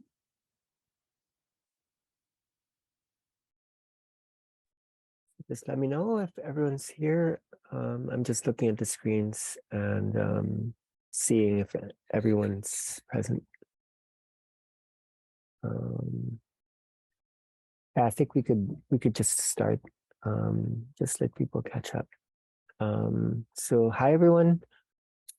I was listening to the conversation, and Italy is just so amazing and so good at framing what this is. She's such a living embodiment of what inner dance is, through example. And it's rather inspiring to actually just listen to her speak and feel the questions. So going into this journey of understanding how to hold, this is something we're not going to simplify. This is not something that belongs to just a Zoom call. It is so exact that you just need to experience it. It's almost designed somehow to make you jump into it, and you won't have certain things easy. There's so many fears to get triggered with holding this kind of space, because there's never going to be any assurance. There's no instructions inbuilt. There's no 1 leads to 2, leads to 3, leads to 4. Everything's so nonlinear about this, because there's so many things going on at the same time. You know, it's like a concert. You need to bring so many things together at the same time that the best way to learn is actually to just do it. I do want to help you to gather your ideas together so that you could gather yourself, gather your tools, gather your thoughts, to build confidence, because I am seeing that some people are diving into this. This week I was having a nice conversation with Matt in the US, and he's building his energy towards this, and Paula did her first session. Some of you have already been holding space. So I think if I was to state what Italy had spoken eloquently in so many words, what are we doing? What's the point? Inner dance is a space where healing and transformation is supposed to happen on its own, like from inside. And a lot of her insights in holding the space in Finland and in some places around the world has been that. It's like finding the psychology and finding the healing mechanism where people can keep looking at the mirror, so that people find themselves to be the source. So starting from that, like what are the conditions where healing happens on its own? Then you can start to build a mechanism or a system, and how this could be. You almost need to be a kind of trickster to be able to do that, because most of the time it is going to be true that if people come for a healing process, they would like you to be the one to be the source of insight and this feel-good energy that seems to be in a space of lack. So the inner dance process already has a lot of the mirroring inbuilt. Just asking someone to lay down, asking someone to close their eyes already brings about the parasympathetic nervous system innervations. Just getting them to agree to that already is maybe, if we were to look at percentages, it's probably 60% or 70% of the process. You've already gone such a long way to get them to agree to do that, because a lot of people would not agree to do that. So the rest of the things that you do is actually the minimal. So you don't really need to overdo things once they've laid down. So the mechanisms of getting healing to happen its own still needs some of the sciences that bear understanding. Simple science, science of the heart, science of the heartbeat, affecting the heartbeat, science of the breath. Without telling people how to breathe. Okay, breathe deep. You can say, breathe slow, don't say. Breathe deep is more non-linear. Breathe deep. Breathe slow is linear. It's too much of a command. When you say breathe deeper, that's a command. When you say breathe deep, or even when you say breath, deep breath, it doesn't feel like you're imposing anything upon them. It automatically just does something. The moment you mention even the word breath, they would do it. You would notice there would be an inhale, a really slow inhale, or a really slow exhale, depending on where you catch them in the inflow or outflow of things. That's a technique called priming. So anything you say, any image that you conjure would set a cascade of other images and other emotions, other feelings that is based upon associations.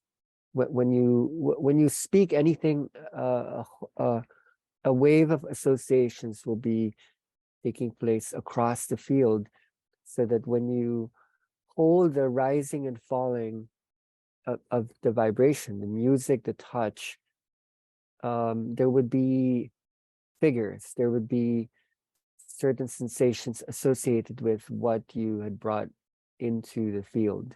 So in the conversation and trust, you need to use that listening space to mediate what is going on. You know, let's say you're with a Muslim community, let's say you're working with government officials or military people, let's say you're working with pregnant women. You need to channel the space on the way to the room to feel into, okay, what is here that is being dismantled, so that when you conjure, when you conduct a priming, the unraveling, the unpeeling of the layers, you know, the onion skins would take place, because they feel resonance and they feel spoken to. What is always interesting about inner dance is you're going to be caught in the situation where the room will be diverse. And one of the tenets of allowing healing to happen by itself is to make the room one. Okay, you want to make the whole room just one room. When people walk into a room, the room is usually many. So you need certain techniques to gather the thing that's scattered, so that you'll have focus, not just for others, but also for yourself. So you want to have a strong command in the beginning.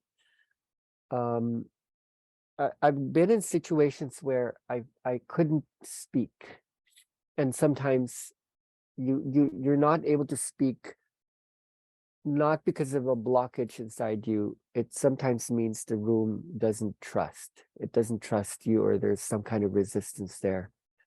So that's the time you might use silence. And I would close my eyes, and then people might sense that there's something much, much deeper that can be entered into, and then they focus on themselves. Sometimes my body moves on its own, so I can speak through that energy, and then that I can feel can dismantle some of the resistances in the room, so that when I do find the words, something channels through. So there's a lot about mediation. There needs to be some kind of medium in which we can communicate. You know, without a channel, it is very difficult to achieve like a feedback process. So you need to find some kind of medium or middle space, so that something bridges back and forth what is being sent and what is being received. So it's not really just about the movements. Your words also need to be coming from a connection, like a mediation, if you will. And that could come days before you hold a space. That could come a day or hours before. And already, if you are able to not just be passive, when you learn to channel, and if you're building the tools, you can prepare. You can do ample preparation. Okay, I'm lacking a vibration, so you would research on what kind of music might speak to what you're sensing, as to what might be showing up, depending on who you know is going to be there. Not to preempt things too much, but you do need to have discernment and the wisdom to at least be prepared. Because if you are caught imbalanced at a time when people who are imbalanced would come to you, then it would be hard for you to hold some kind of anchor. So why do we extend the right arm? Okay, why is that the first mechanism? What is it about reaching out to the left brain that has something to do with extending the right arm? It's entirely based on the statement, we are not here to heal anyone. We're here to create the conditions where healing happens by itself. We can come up with simple explanations for the right arm thing, or we could go into complex ones. I would rather go into the authentic one, the thing that just goes straight into the heart of why. So I need to share my screen. My pen's not working at the moment. Oh, why did I close the app? Okay, so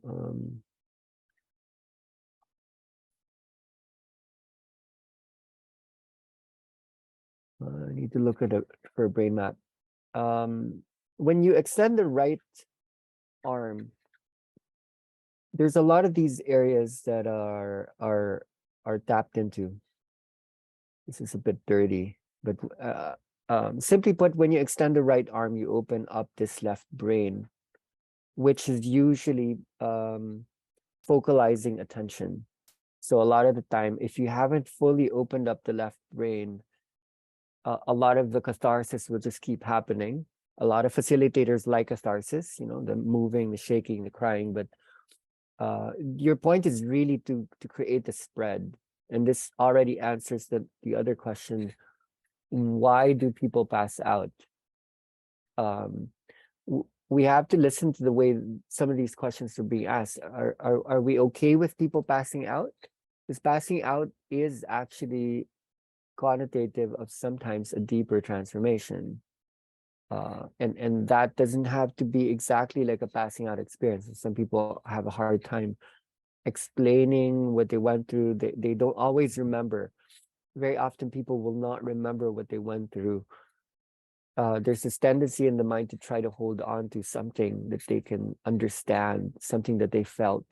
But a lot of the transformation actually happened in those spaces that are hard to remember, sort of like a dream state that's hard to also remember. So when you extend the right arm, what we're doing is we're activating several areas of concern.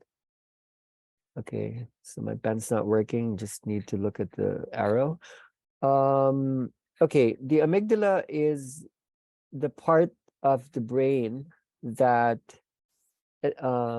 establishes emotion. So when people are feeling strong emotions, the amygdala is getting triggered. The hippocampus is what coordinates memories. Now inner dance usually hits this one the most, the first or the last. And the hypothalamus is the part of the brain that coordinates the breath, coordinates the heartbeat, coordinates the dream state, the autonomic nervous system, coordinates fear, coordinates trust. So when you look at the picture, what we see here is the part that coordinates emotion is very near the part that coordinates the dream. And to be honest, the deepest dream state does not have emotions in them. There cannot be attachments when you go into the deepest sleep, which is REM state. Okay, there could still be some emotions here when the energy is dropping, and you are still experiencing the release of serotonin and maybe cortisol, or noradrenaline, but a lot of that start to drop, especially when you come into here. So by the time you go into the REM state, which is actually that space that you go to when you sometimes pass out, you're not really activating the amygdala anymore. What's in a hyperactivation is the hypothalamus. So the way to activate the hypothalamus to maybe slip through the amygdala is by extending the right arm, because there's a lot of energy that still gets trapped when people go too much into the cathartic hit. It's like this emotion that people might get stuck into. This might still happen from like a physical space where there's this constant movement that just doesn't stop. And the facilitators get excited and they just keep trying to make the body move constantly the whole time. A lot of that activation is still very amygdala centered. So in order to get them to go past it, if we're not attached to just people crying, having an emotion, going into some kind of loop, you want them to access the nonlinear as much as possible. And so if you do that, it doesn't have to be all the way extended. If you do it just a little bit and then you leave them just to see what might happen, already the healing or the transformation is happening on its own. It sends a lot of signals proprioceptively to the body that you can let go. You can trust the space right now, because a lot of our protective mechanisms are situated in the right arm. Now, this is mostly true for right-handed people. Okay, right-handed people have language centers located mostly in the left part of the brain. Okay, there is language in both parts of the brain, but a lot of the control mechanisms of language happens in the left hemisphere, especially the Broca's area where language production is happening. So we're control freaks basically, and if you want people to let go of control, the thing is, even when people are in the energy movement, they're actually still in control. There's a part that's still thinking, and when you activate too much the addictive pathways, that control mechanism will happen autonomously. It's going to still look for pleasure. It's going to look for the hit. It's going to go for the dopaminergic pathway reactions. It's pleasure seeking. If you want to break that so that people can go deeper into dimensionalities that's beyond the third dimension, extending the right arm is a mechanism for that. We've relegated a lot of our focal mechanisms on the right arm. It's called the lateralization of the brain, so that there are multiple functions that are relegated to either side, so that music on the right, our art, spatial recognition, that we could function as we do, but because a lot of people's problems are actually taking place from having too much energy taking place here in the left hemisphere of the brain. There's nothing wrong with opening it up. So the technique of proprioception is this, that when you position the body in a certain way, the mind and the body, let's call it the mind body, is reshaped. When you just focus sometimes on the reshaping of the body rather than the moving of the body, which is coercive, it's manipulative. If you don't want to come from this energy of forcing people to not organically go to where they need to go, when you're being a pusher, not a puller. A lot of facilitators, they tend to try to get the feedback as soon as possible because it means they're doing a good job, they got paid money, there's expectations built in, and they're people pleasing.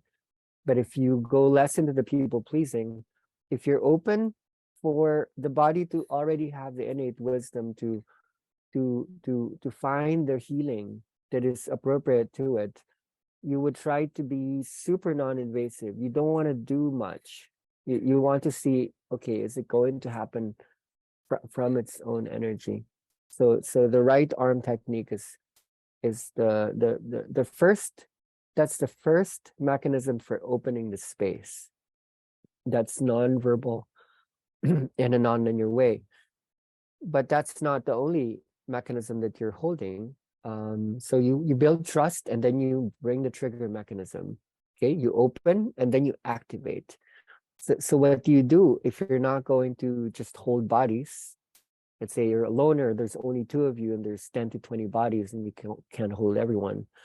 Once you do the opening, once you open up the whole room, extend everyone's right arm even a little bit so that a small proprioception can open up the linear systems in everyone's brain.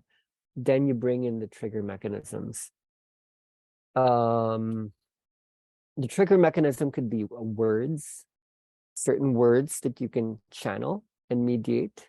That's not a guided meditation. It's not commanding people to just let go and be amazing. And that doesn't work. There's something about the brain that doesn't like to be told what to do.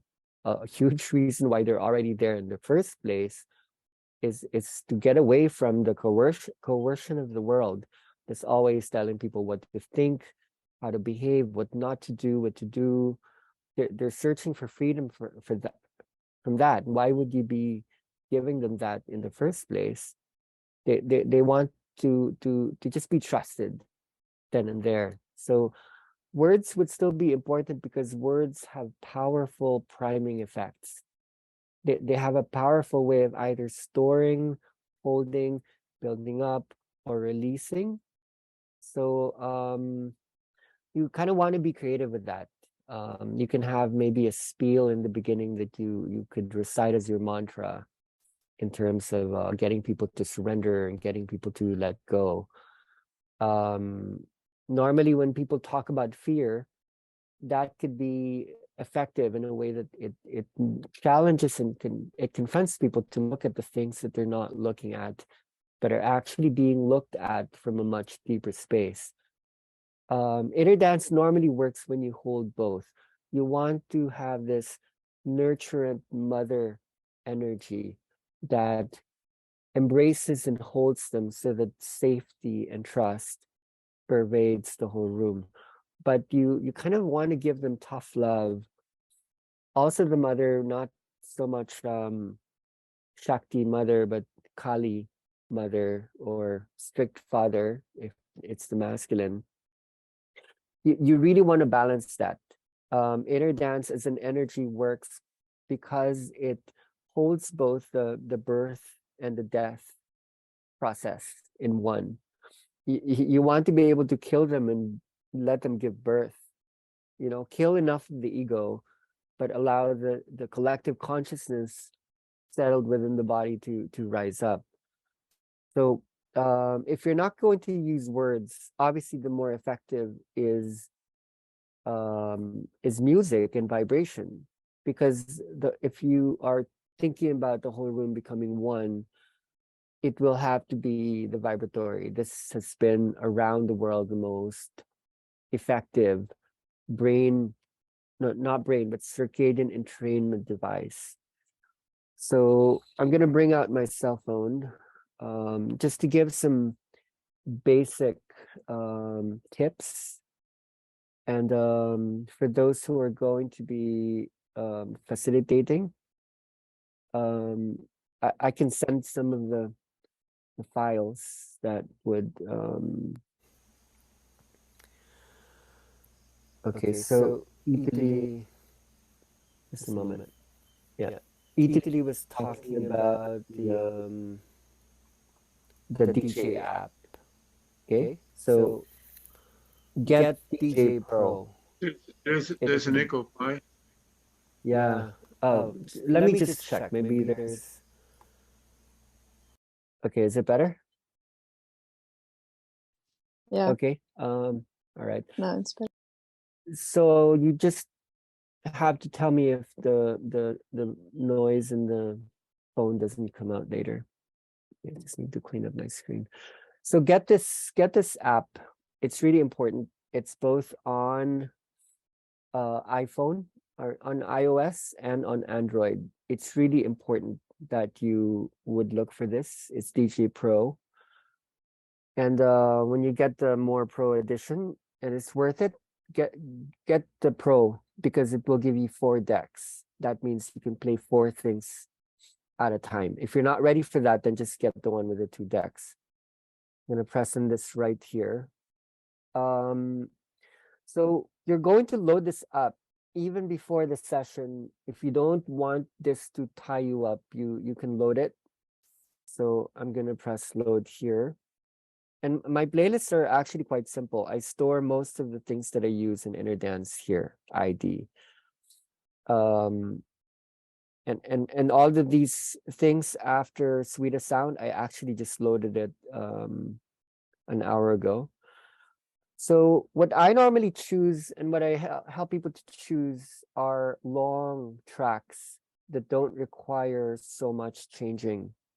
Okay, so for example, if I share with you this one, I can send you a copy of this. You can find like ones. It's an hour long. So if I put it on, I have the choice to just leave it on the whole entire time. Obviously, this does not work with Spotify. So if you want it to be accessed on your phone, you need to download it through your laptop and into your phone, whatever mechanism you know how to. So put it on and make it not so loud. So already when I play that, I feel like it's too fast. It's too fast for a beginning. So I would adjust the tempo here on BPM. I press that, and then I press that, and then I'd slow it down ahead of time. And then when I'm ready, okay, I'll keep the volume really low. When I'm ready and I'm speaking to the room, letting people settle, like I can just slowly raise the volume here. So that's one level of control that I have, right?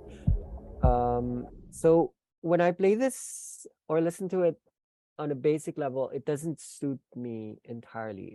It's not relaxing enough. There's a lot of those womb stuff happening in the background. So what I would do is I would load up another song. I'm happy to share this with you, so you can just have it. I use this track Choir of Angels primarily because it's really long. It's like a what it is, it's a choir of angels. It's angels chanting in the background. So that's what it sounds like throughout most of the track. So because this is long, it can last about half the session. It's quite easy to repeat once it's finished here. What I would do is I'd play them simultaneously. So for me, that's a more appropriate beginning of a session. So whatever I do later on can just fall on top of that. Okay. The Choir of Angels, okay, let's listen to this alone. It's easy because it's arrhythmic, meaning there's no rhythm. So anything I put on top of it later doesn't really bother the track. There's no confusion in terms of the tempo. If I'm, like busy, if I'm intent on the room, if I wanted to focus, I could just leave these two playing And a lot of facilitators started with DJ app in this way. Okay, so this is quite simple and effective if you're holding a thematic. If based on our study anyway, we're realizing that so much of inner dance as a brain state brings people back into the origins. The womb theme, going back to the source, is quite easy to hold within like a heartbeat or womb environment kind of space. It's a mother type of theme, not just literally. It's a mother theme because so much of inner dance is really about the heart, figuratively, and literally it's about the heartbeat. It's about heart rate. It's about cardiac output. It's about cardiac volume. The amount of blood that's coursing through influences so much of what's going to be happening energetically in the body. So when you alter the heartbeat, a lot of the change will happen. So let's say, okay, you're good at opening the space. You extended the right arm, you said the right words. If you don't have the trigger mechanisms to allow the energy to arise, the possible co-activation of the sympathetic and parasympathetic nervous system still may not happen so much. If it's too much in the parasympathetic nervous system, then yes, they could pass out, and there's nothing wrong with that. If you hold something too long within the parasympathetic nervous system, what would happen is in the sleep cycle, they might just end up like here. This is like the black hole. Stage 4 is super deep sleep. And we're not against this because this is actually what a lot of people need. If they're not going to go into short or long REM, sometimes what they're needing is just to pass out. But if that's not the goal entirely, if you hold something deep for too long, they might stay within stage 4 too long. So you do want to think of the timing on when and where you might bring about the rising of the energy. So at least if you have something on the DJ app that allows you to build when you feel it's the right time,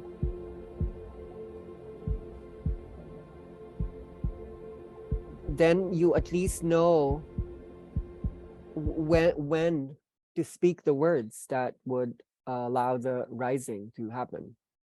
You know, like you're speaking it and you're vibrating it at the same time. You're using your voice and you're using your hands. It could be one hand on your phone or your tablet, and it could be one hand in another person's body. You know, like simple mechanisms, like you feel invited, like you're entering the void, and you're journeying faster and faster into the core of your being.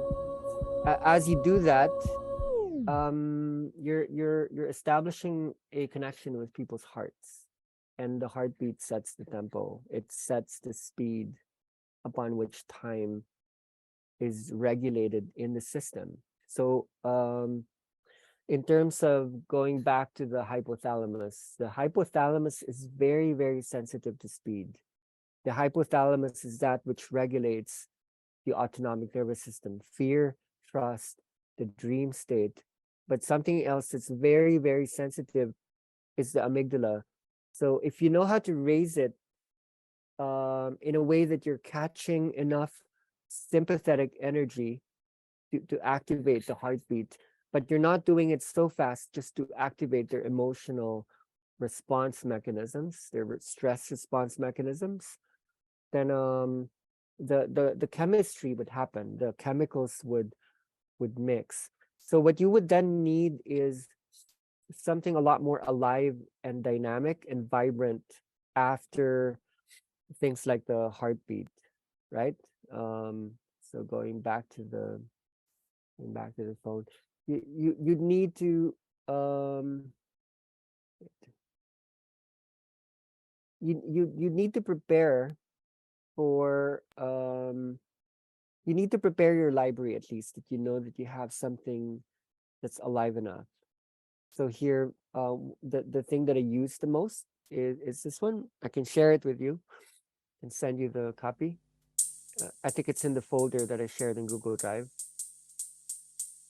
So I'm just going to press this button. It says sync, and it slows it down to what the heartbeat was doing. So if you played with the heartbeat, they're synchronized. So here I already have 3 tracks playing at the same time. And this helps to create a greater activation of the brain state. The activation spreads more. Maybe at a certain point in time, I'm going to reduce the volume of the heart, because this is beginning to take over. You know, that high-pitched percussive tone. A lot of facilitators make that tone naturally. They make like clicking noises, like, or they like to snap their fingers. The animal that uses that sound quite a lot is, aside from insects, is the dolphin. And there's a reason why dolphins hold echolocation, including some whales, bats. They use that tone because it sends out the sonar most effectively. So if you can find a like tone for your playlist, that does a lot. It sends out the sonar. It holds the sonar in place. Okay, so when the sync function is on for all of your songs happening at the same time, when you make, sorry, it's too loud. When you make changes in the tempo on the DJ app, let's say you make this faster, what you will see is the other ones would follow.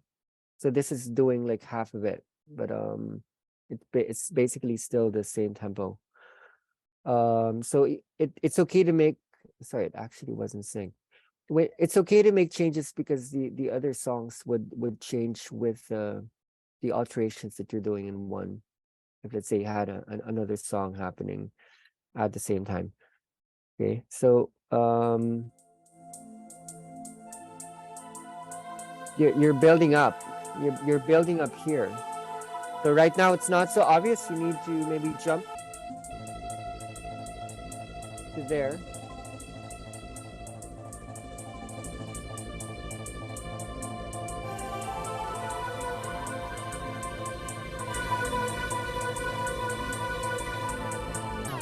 Okay, so that might be doing something that's a little bit too fast for any inner dance process that's holding beginner stages for a lot of people. So what you would do then is to add another track, maybe here on track number 4. And you might look for something that is relaxing, so that even when you're bringing out that hyper speed, you're also holding down the trance-like state that requires a lot of delta in the room.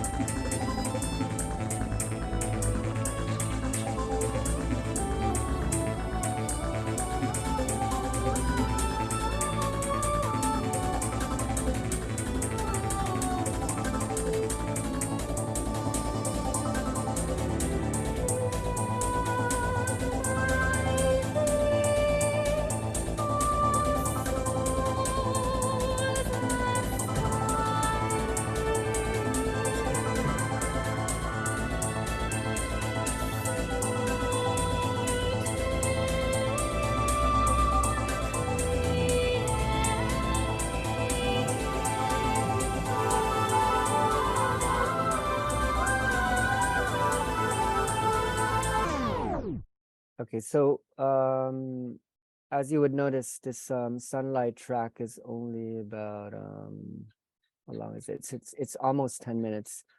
So what I do, if I really do feel that this is holding a lot, is if I needed to just keep going on and on, You press the number, and then you have the different functions there. So the DJs and music producers in this room are probably experts at these. What I would do is just put it on a loop, and it would instantly quantize into the number of measures that you would like it to repeat in. So this would just keep repeating in an 8-bar system. I mean, an 8-beat.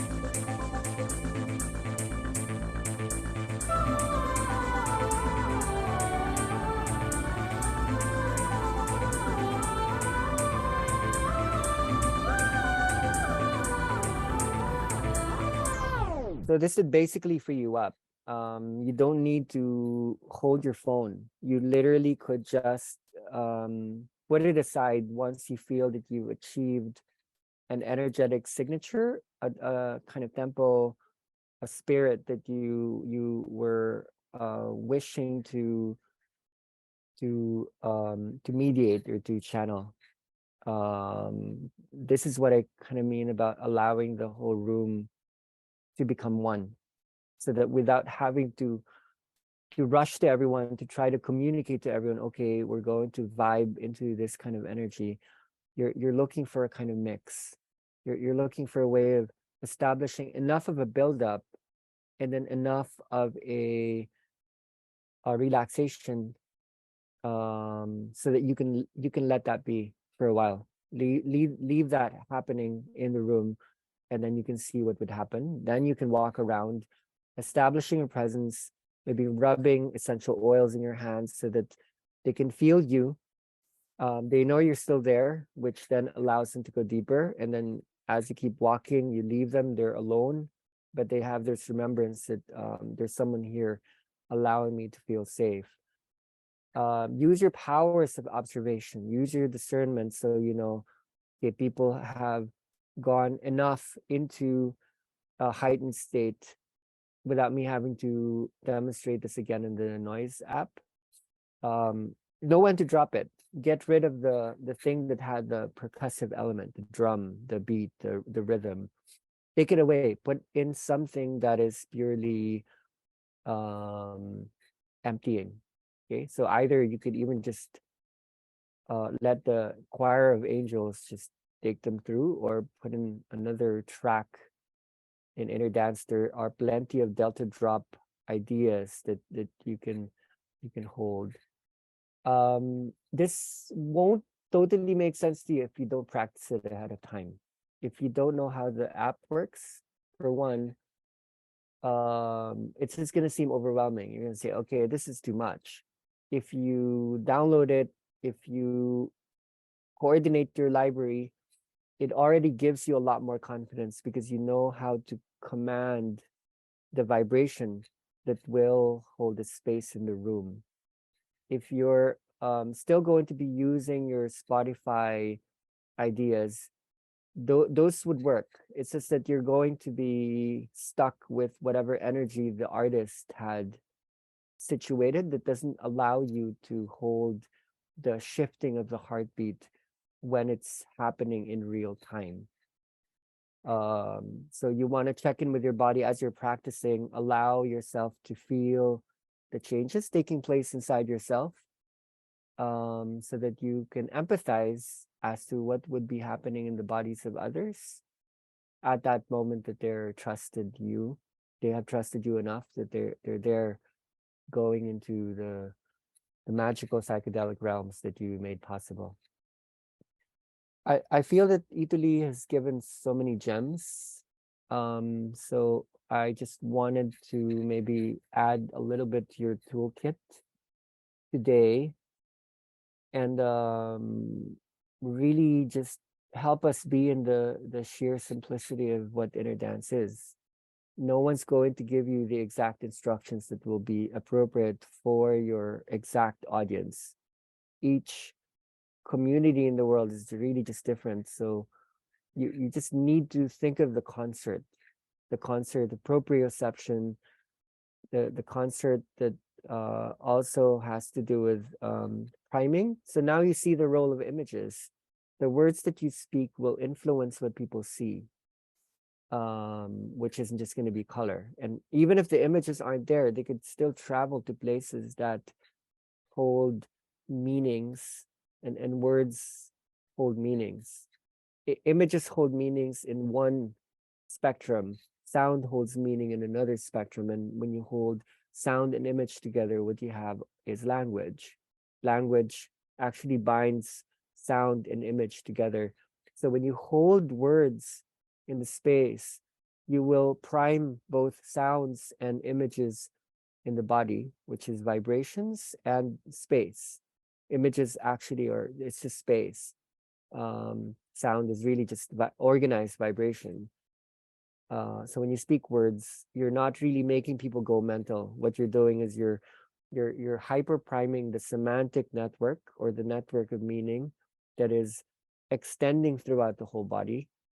And you take them on a journey based on what was the last thing that you spoke before you started the music and people began the journey, or what did you speak during the process that allowed them to go to certain levels of experience called dimensions. Now, you don't want to speak just from you. You want to channel. That's the retrocausal speaking technique in inner dance. When you end up saying something that is unlikely something that you would normally say, that's usually something they're already experiencing, and they might share with you later that you said something and it was already there. So when you speak, it's only because you're speaking as them, and it's only as them because they become the energy and you become the energy. So don't try to develop too much of a collection of words that you just keep repeating with whatever audience. You're going to end up just speaking as you. To speak as them, you want to be open to surprise, and that would allow synchronicity and spiritual accidents, coincidence to happen, like serendipity. Yeah, concert is, proprioception, words hold semantic priming. Vibrations we've already spoken a lot about, all of which are tools for the autonomic nervous system and the circadian rhythms.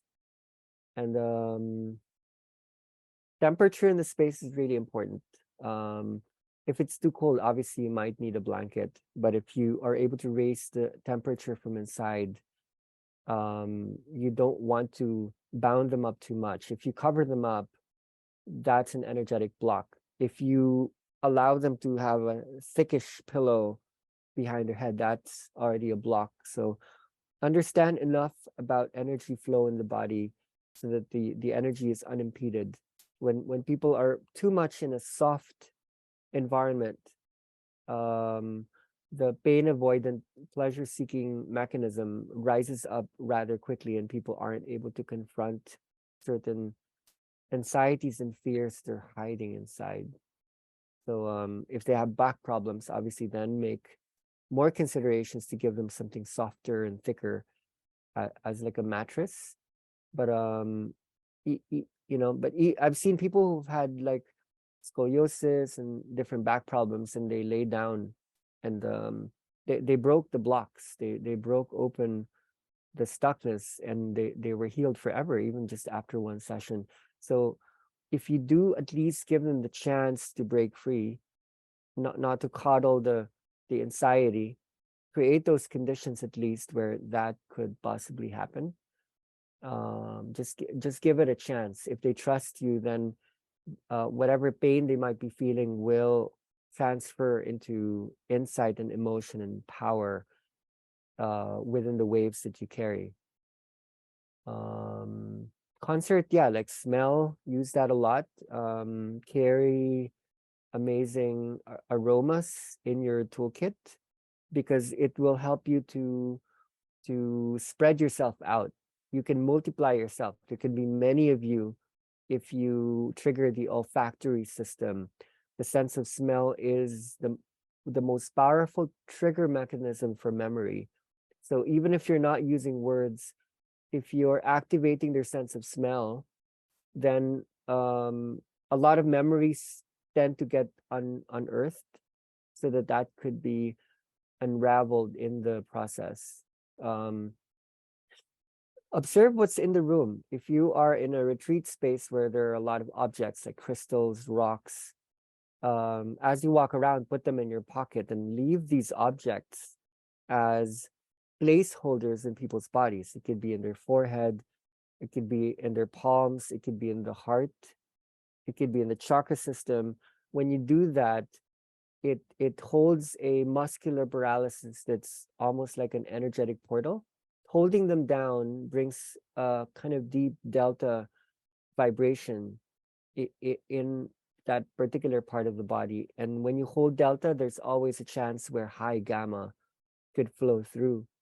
So it's almost like this mechanism of extending your touch, so that even when you're not there, they would feel that, oh wow, they're still touching me the whole hour. How can they be holding the whole room while they're touching me?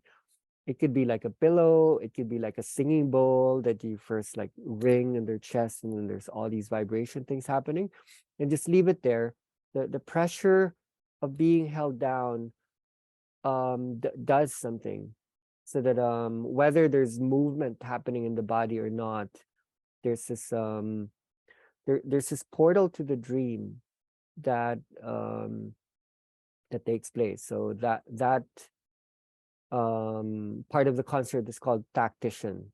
The element of touch goes with the element of audition, which is sound, vision, which is sight, the olfactory system, and the sense of taste goes with the sense of smell. All of those you need to bring into concert. And then when you use the music, underneath the music is electricity and magnetism. The concert within that's brought in is called magnetoception and electroception. The body actually has a strong sense of electricity and magnetism.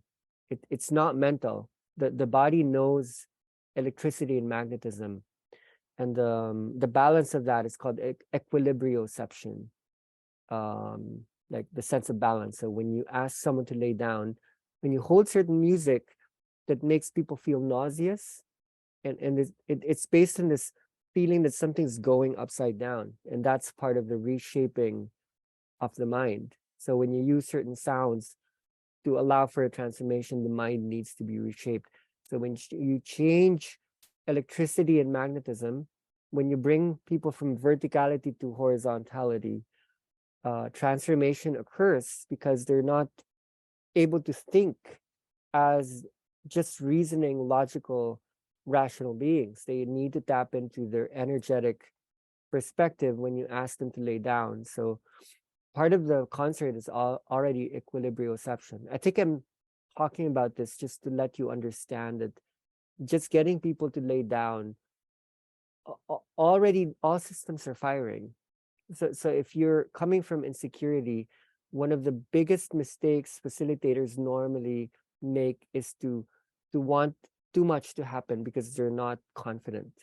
When you're feeling amazing and strong and beautiful and powerful and loving, you don't actually need to do much. But if you're coming from insecurity, from people pleasing, from giving into people's expectations, you're actually going to create a mirror so that people might see that. And if you keep reflecting that, they'll either feel coerced. Even if something is happening, there's going to be that hierarchical system where you're giving the energy and they're not establishing it from the inside based on the conditions where healing happens on its own. The concert should be enough of all the senses. It's called synesthesia or multisensory integration. When you bring all of these senses in a way that brings people inwards, you're not giving too much external stimuli that could be distracting and too triggering. That concert brings about what's called the inner sense. You know, when all the senses come together, there's like this sense of the self. And then what's inside the self is a sense of the universe, a sense of the planet, the sense of all the information that one is always in absorption of and isn't able to process except for the dream space when the co-activation of delta, theta, alpha, beta, gamma, mu, SMR, and HOF are kind of happening. So yeah, I'm repeating certain things here already, which is really just a technique of helping you to integrate a lot of what's been spoken about in the last weeks, just to help propel you forward in the work that you might already be doing or will be doing. So if you have any questions or insights you want to share, you still have some time. Let's maybe give this moment to hear if any of this from Italy or me helps. Hey, Matt, and then Natalia. Let's start with Matt. Sorry, I was having a hard time getting to the unmute button. So this is just like a little random thing, but have you ever seen anybody bring or use like a sleep mask to help people kind of keep their eyes closed and go sort of deeper into space? I feel like honestly in sessions that's something that might help me out. Because I have a tendency to not really want to open my eyes, but my eyes will just find themselves opening sometimes, and I feel like if I wasn't concerned about that as much anymore, I feel like I'd be able to go deeper, honestly. Okay. It makes sense. I don't really depend on it because I feel that if we do too much around that element, normally when energy starts to run through certain parts of the brain, the eyes activate in a way that make it hard to open the eyelids. So the colors to come are more vibrant. So meaning you actually black out more. It just doesn't seem like it because you start to see flashing lights sometimes in color. So when energy or electricity begins to flow, you're actually inhibiting outer vision that it's dependent on, let's say, the absorption of photons of light that need to pass through the retinal molecule. What activates more is the pineal gland, so the seeing happens there. I think if we put too much emphasis on the eyes, we're not realizing that the real seeing happens in the occipital lobe, and which is facilitated by the pineal system. So there's a theory in media called hot or cool, and it's based upon this notion that if you give people too much information on one aspect of medium, so let's say when you're watching a movie, like in the cinema, there's a lot coming at you based on sounds and images. When you're in that situation, you're not really in a process of activating your system of interpretation inside. So you're not thinking when you're watching a movie, as opposed to, let's say, when you're reading a book. When you're reading a book, your eyes are activated, but you're not hearing anything. But somehow you can see images and you can hear sounds from inside. So in mediums like that, which is called cool, you're giving the body a chance to allow the system to arise from inside, as opposed to watching a cinema.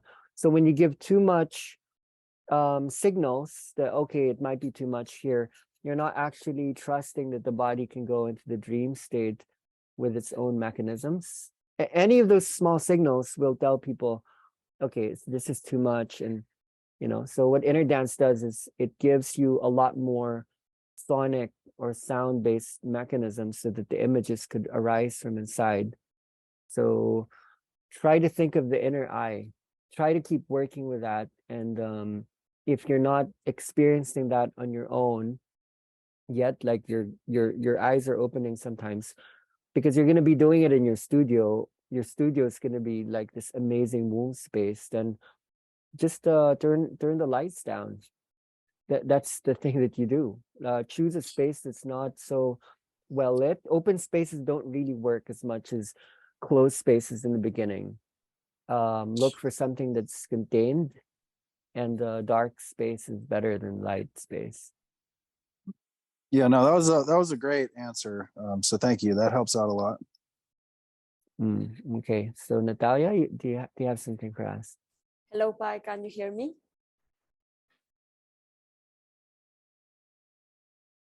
Yes, you can. Okay. It's clear. Yeah. So I don't know how it's gonna be my question, but I am just going to feel it. When I'm in the process of inner dance to be a facilitator, what I supposed to feel? Like you already mentioned, like you step out. How do you build the energy or attract the good vibration? You also told it's through music. And also I could feel like me just channeling, like stepping out, be empty, just to give something, but at the same time to allow them to build all the healing them inside, like to be able to let them generate that healing by themselves. So I catch myself a lot of like very like draw my energy because I'm trying to just give myself for them to feel something. So what you are explaining is more like me connecting and then get out of the channeling and let them to build up, or am I or understanding good, or how can I prepare all the space so it can be beneficial or positive? I don't know if I have a lot of doubts. No, it's a good question. It's a good preparatory question. So we can keep on going with the Zoom call until everyone's satisfied. If if it goes late, then it's fine with me. Yeah, that's a really good question. There's not really a standard answer for this because effectively channeling or coming from a more logical seeing process, they both work.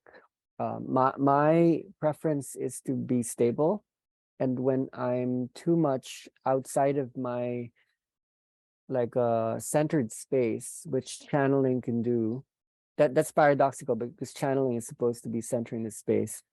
When you channel too deep, then you tend to become spacey, and then when you tend to become spacey, you lose contact with your body, and your body needs to be used by the energy when the process starts.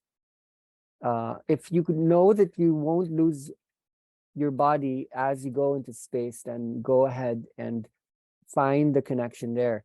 But most people who do channel, they close their eyes, and already that would be hard on some parts to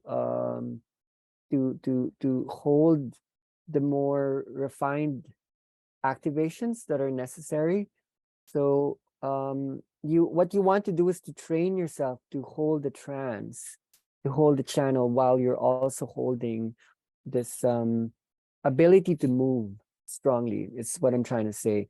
Because when you're normally holding inner dance, as a facilitator, your body will do a lot more than your mind. Your body will know a lot more before your mind knows what to do. So you want to give your body the tools. You want to give your body wisdom, the chance to move around the room. So in that way, logic could also help. So have an amazing notebook with you all the time, and the notebook will help you to channel things more clearly, not just in the session, but in the moments leading to any process, when ideas come, when intuition arrives to you, you want to write things down, because once that passes through, you will forget it. So what will happen once you are there in the space and the notebook is in front of you, you'll have a jumble of words. It's going to look messy, but they're holding a non-linear set of insights that hold a vision for the room. And because normally you have a limited time to express in words what needs to come through, like in the beginning of the session, you want to be able to condense that. You're like a weaver of information. And what people would say later is, wow, I feel like you were talking just to me, but there were 20 people in the room. But other people within the 20, there's no, you were talking to me. And others would be, no, you were talking to me. So what inner dance brings about is a paradigm of a holographic universe where we realize that everything outside is actually inside, and everything is inside is being reflected outside. So one common question people would say is like, how do you protect yourself? How do you not absorb other people's energies? Inner dance does not really believe in that mechanism. That belongs to other paradigms. What happens, for example, if you feel a negative energy come over you when you're touching someone, instead of trying to heal the person, if you're feeling that, it means that you're activating something that's also inside you. And because you never actually have control over other people, what you could do is to balance out what you're feeling inside. And what would happen magically is the person that you're holding will also feel this balancing out. So we don't heal others. We're healing ourselves in the company of others so that they can also heal themselves in the company of you. Within the holographic universe, there's this concept of irreducibility, which means you cannot add or subtract anything from the energy of other people. The energy is perfect. It's just not always perceiving that perfection. And if it's not perceiving that perfection, it's not experiencing that perfection. So when you communicate to people through sound, words, or touch, what happens is you are channeling them. You're not speaking to them. They're always speaking to themselves through you. If you get in the way and you're too much speaking as you, then you're getting in the way. When you touch them, it's because they're touching themselves using you as a mirror. And you're also touching them because you're being touched just through the act of you touching. It's so beautiful and interesting when you think of it that way. So the best preparation is a kind of death. You need to become the room. You need to become the earth. You need to become them. And when doubt comes, it's just you're thinking from your story. You're thinking from our expectation. We're thinking from our desires and needs. But usually what we are actually needing and desiring is way beyond what the person's motivation is kind of holding. So I believe all of those need to operate all at the same time when we're holding the space. The paradigm is really, really important that we understand. Everything's happening for a reason. Like we are all messengers for each other. Everything is beautiful and amazing and perfect. And that when you are honest, when you can see the fear there and be honest about it, you can also see the highest. And when you see the highest expression, then you bring it about, it manifests. Because if you see it, and if you can speak it well, if you can bring touch to it, it's going to happen. But the moment you latch onto like a doubt or a lower vibration, if you're not able to see it for what it is, something that could just flow, not something to avoid, but something that could just flow. When we say we're creating the conditions where transformation can happen, when you use music in this up and down way, what you're doing is you're allowing things to change. So for example, if people get stuck within a loop, within a certain emotion where they just keep crying, don't go there and say, okay, stop crying, stop, break the loop. You're amazing. This is, I mean, let them be, let them experience that emotion. But what you can do is change the vibration at the right time when they've cried enough when they've grieved enough, shift the vibration so that from sadness there could be joy, from fear there could be courage, from anger there can be forgiveness. And if that doesn't come, then it's not up to you. It's based on the organic flow, the deep choice this person is making, because maybe it's important to feel the anger and the sadness and the grief and the despair so that it could be looked at. Then you move on.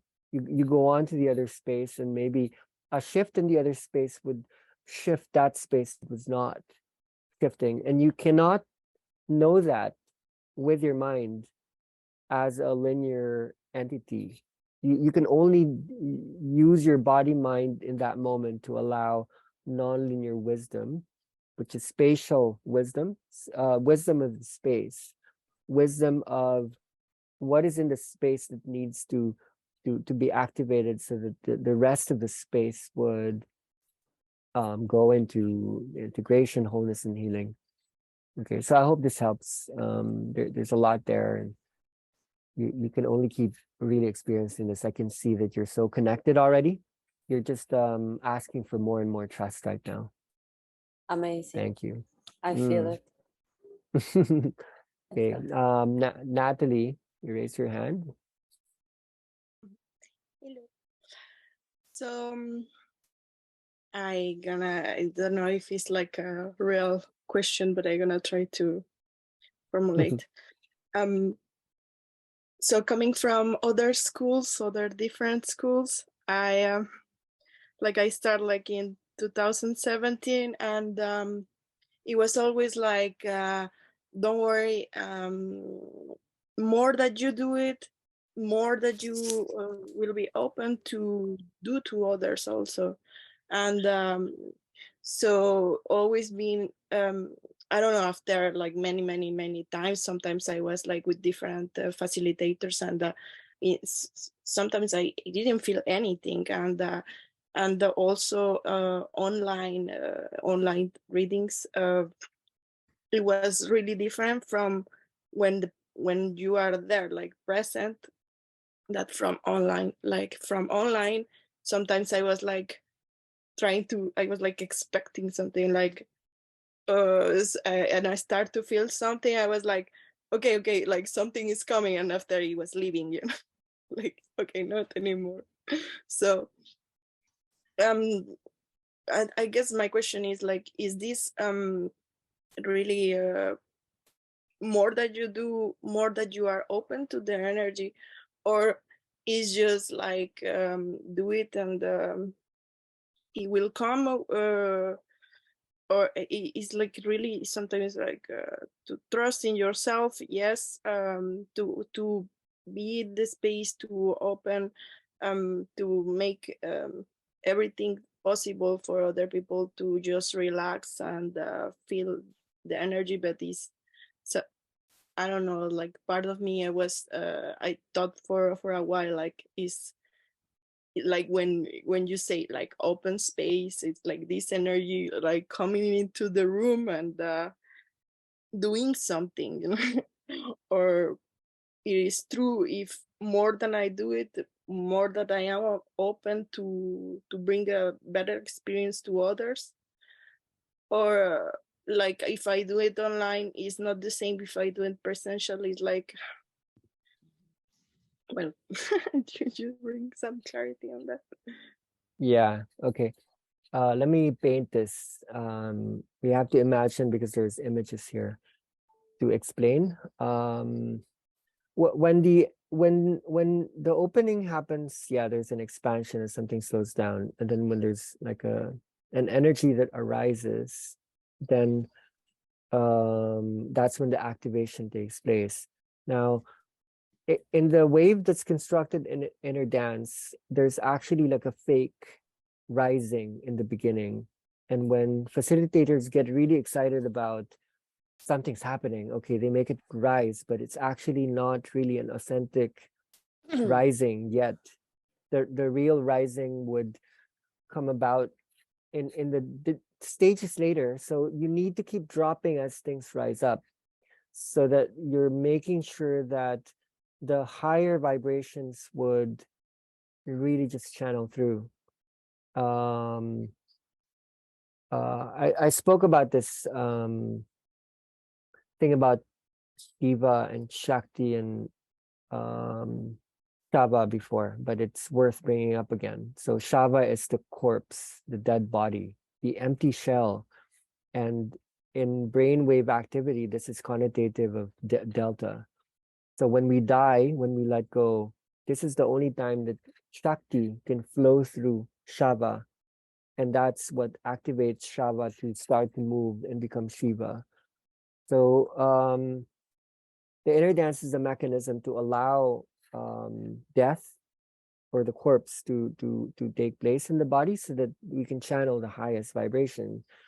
So when the energy initially rises, it's not actually yet a really high vibration. When the catharsis comes and the emotions come and the movements initially come, that's just the first stages. The highest stages would come when the body isn't moving anymore. So when you get stuck with the expectation number one that something needs to happen, you're not able to access the thing that would lead to something greater. So when I was living alone, eating coconuts and being with nature and not being with other human beings, before that I was in the corporate world. I owned companies. I went to this big university. I was in marketing, and it was always hectic. I went to all these schools when I was younger, and like everything was so competitive. And what the world teaches you is like more is more. You need to do more, you need to have more, and then you're going to become more. So when you think about what I did on the island, it's like I didn't do anything. I didn't work. I didn't. So when you leave something alone, that's when the body starts to regenerate and heal. So in fact, the main message in inner dance is less is actually more. So when we talk about doing, this is what people are saying. The more you do it, then the more you'll have. No, no. You need to allow the body to generate or to regenerate. And so think of, for example, when we try to build muscle, when we try to exercise, when you're exercising, your muscles don't actually grow. The muscles grow when you rest. It's during the rest stage that metabolism, the building of new cells can happen. And if you don't give enough space, which is non-doing, like I was talking to the Singaporean who just landed here a few days ago, and I don't know if anyone knows what Singapore is like, but she's like, people asked her, like, what are you doing here? Because some people are, I'm training, I'm learning, saying, I'm gonna rest. I don't want to do anything. Of course, she's part of all the inner dances, and because inner dance is actually a doing of non-doing. So I think that we need to open ourselves up to some stage that's coming, and a lot of that is situated within the subject of homeostasis. The body builds tolerance levels the more you try to keep activating certain waves, certain oscillations, certain states. The more you keep trying to go high, the more it's going to keep going low. So let's say maybe in the past you've already had some amazing experiences. You may not be given that when after the beginner's luck, because maybe number one, your body doesn't need it. Maybe, so don't try to lay down, don't try to keep laying down. When people come to trainings, then maybe it's time to just give, because when you give, you're also coming from the belief that it's already inside you. Because if it's not inside you, then how can you give it? You can't, because it's not inside you. So then you're already sending signals to the universe that I don't need this because I already have it and I'm ready to share it.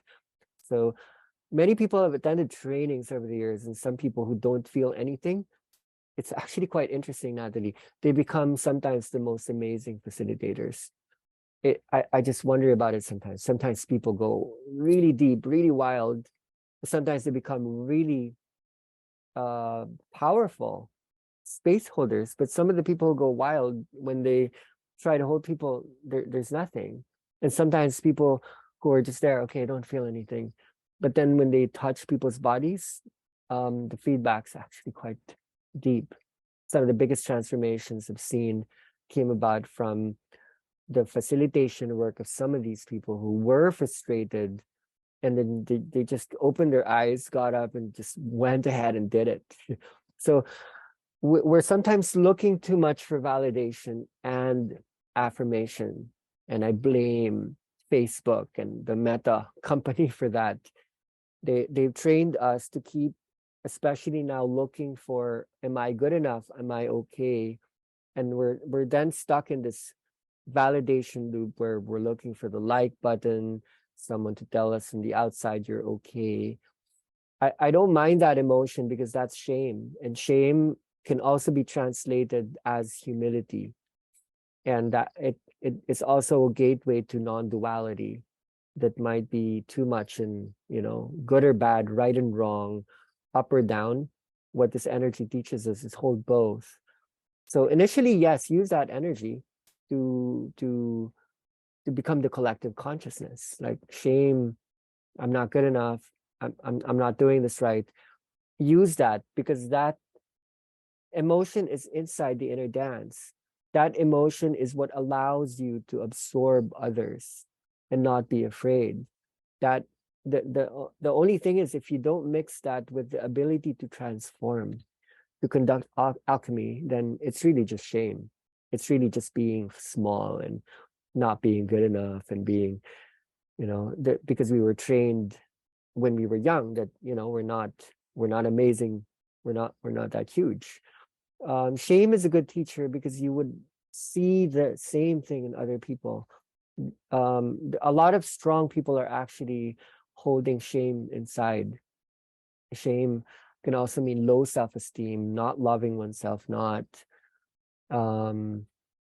you know, not really knowing oneself. And a lot of strong facilitators are really strong, but they're using the energy work to hide this deep not being able to love oneself. So they're gaining attention, they're getting money, they're getting validation from others that they're huge, amazing space holders, but there's an energetic bypass when you don't also hold the thing that humbles you. This thing should humble you.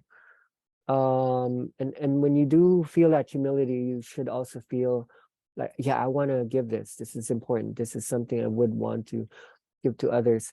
It's just that the way this has been institutionalized in the world right now, there's a lot of competition. So it's very hard for some people to go into a kind of service that's not within the modalities of the image that has situated in the world, where, you know, like people make posters and they post things, and it becomes harder for certain people to share within certain environments because there's already like almost too much happening. So you're almost needing to find like a quieter space. So find that in the places in the world that really need this the most. And these are the places of brokenness or breaking, you know, the place where people feel broken. They're really just looking for support, for the touch, for certain words to let them know that this is okay, this is happening. This is just happening for a reason. And if there were conditions that allow, you know, become a magnet and find yourself attracted to those quieter, more authentic places where transformation is happening, not the places they're wanting and trying. Don't also make yourself being the subject, putting yourself in the spaces of space holders, because it's you giving your power away. You know, if you're already describing that there are these modalities where the structure is power based, stop giving your power away. Like decide now that you know, I'm okay.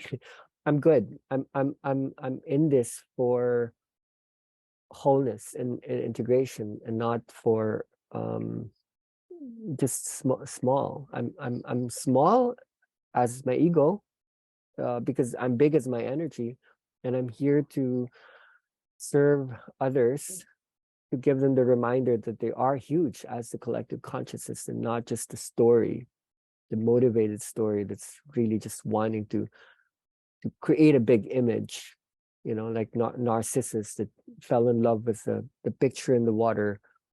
He forgot everything else because he just wanted other people to love him for what he looked like, not for what he truly was inside. So we need to get away from the image and from narcissism and narcissus. And the way to do that is to get in touch with the vibration. So because you're studying, Natalie, and you're in this way, then how could you not be transforming when you're sleeping, when you're waking up? You're absorbing a lot of these, and you're maybe just having to pass through clear conversations around like power, hierarchy, and yeah, the themes are there. So thank you. I hope this helps as well. Thank you. Yeah, totally. Any last words? I think this has been huge. Some people have been dropping out probably because they have to sleep already. It's we have a big day ahead. We have to facilitate process for 800 children from like 8 o'clock to 3 p.m. 8 a.m. to 3 p.m. It's the first time we're doing it this huge within a school system. It's going to be interesting. We're going to be sharing what that is like, so that if you have opportunities to share this with parents, children, and teachers and principals and the Department of Education Board, which is what we're doing here as well, we can share the notes. All interesting stuff. So thank you everyone. We opened up many topics, and this is like a that rabbit hole that Alice fell into in Wonderland. Feel free to just keep collecting questions. You can ask them during the Zooms. You can ask them in the WhatsApp group, and we can keep covering ground. So yeah, gratitude to you. I don't know if Italy is still awake, and she's usually the one who has to close.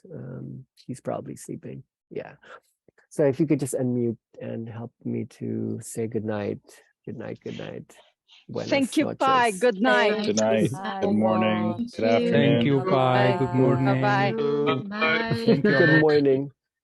Thank you, Okay. Pai. Bye-bye. Love you all. Bye. Love you.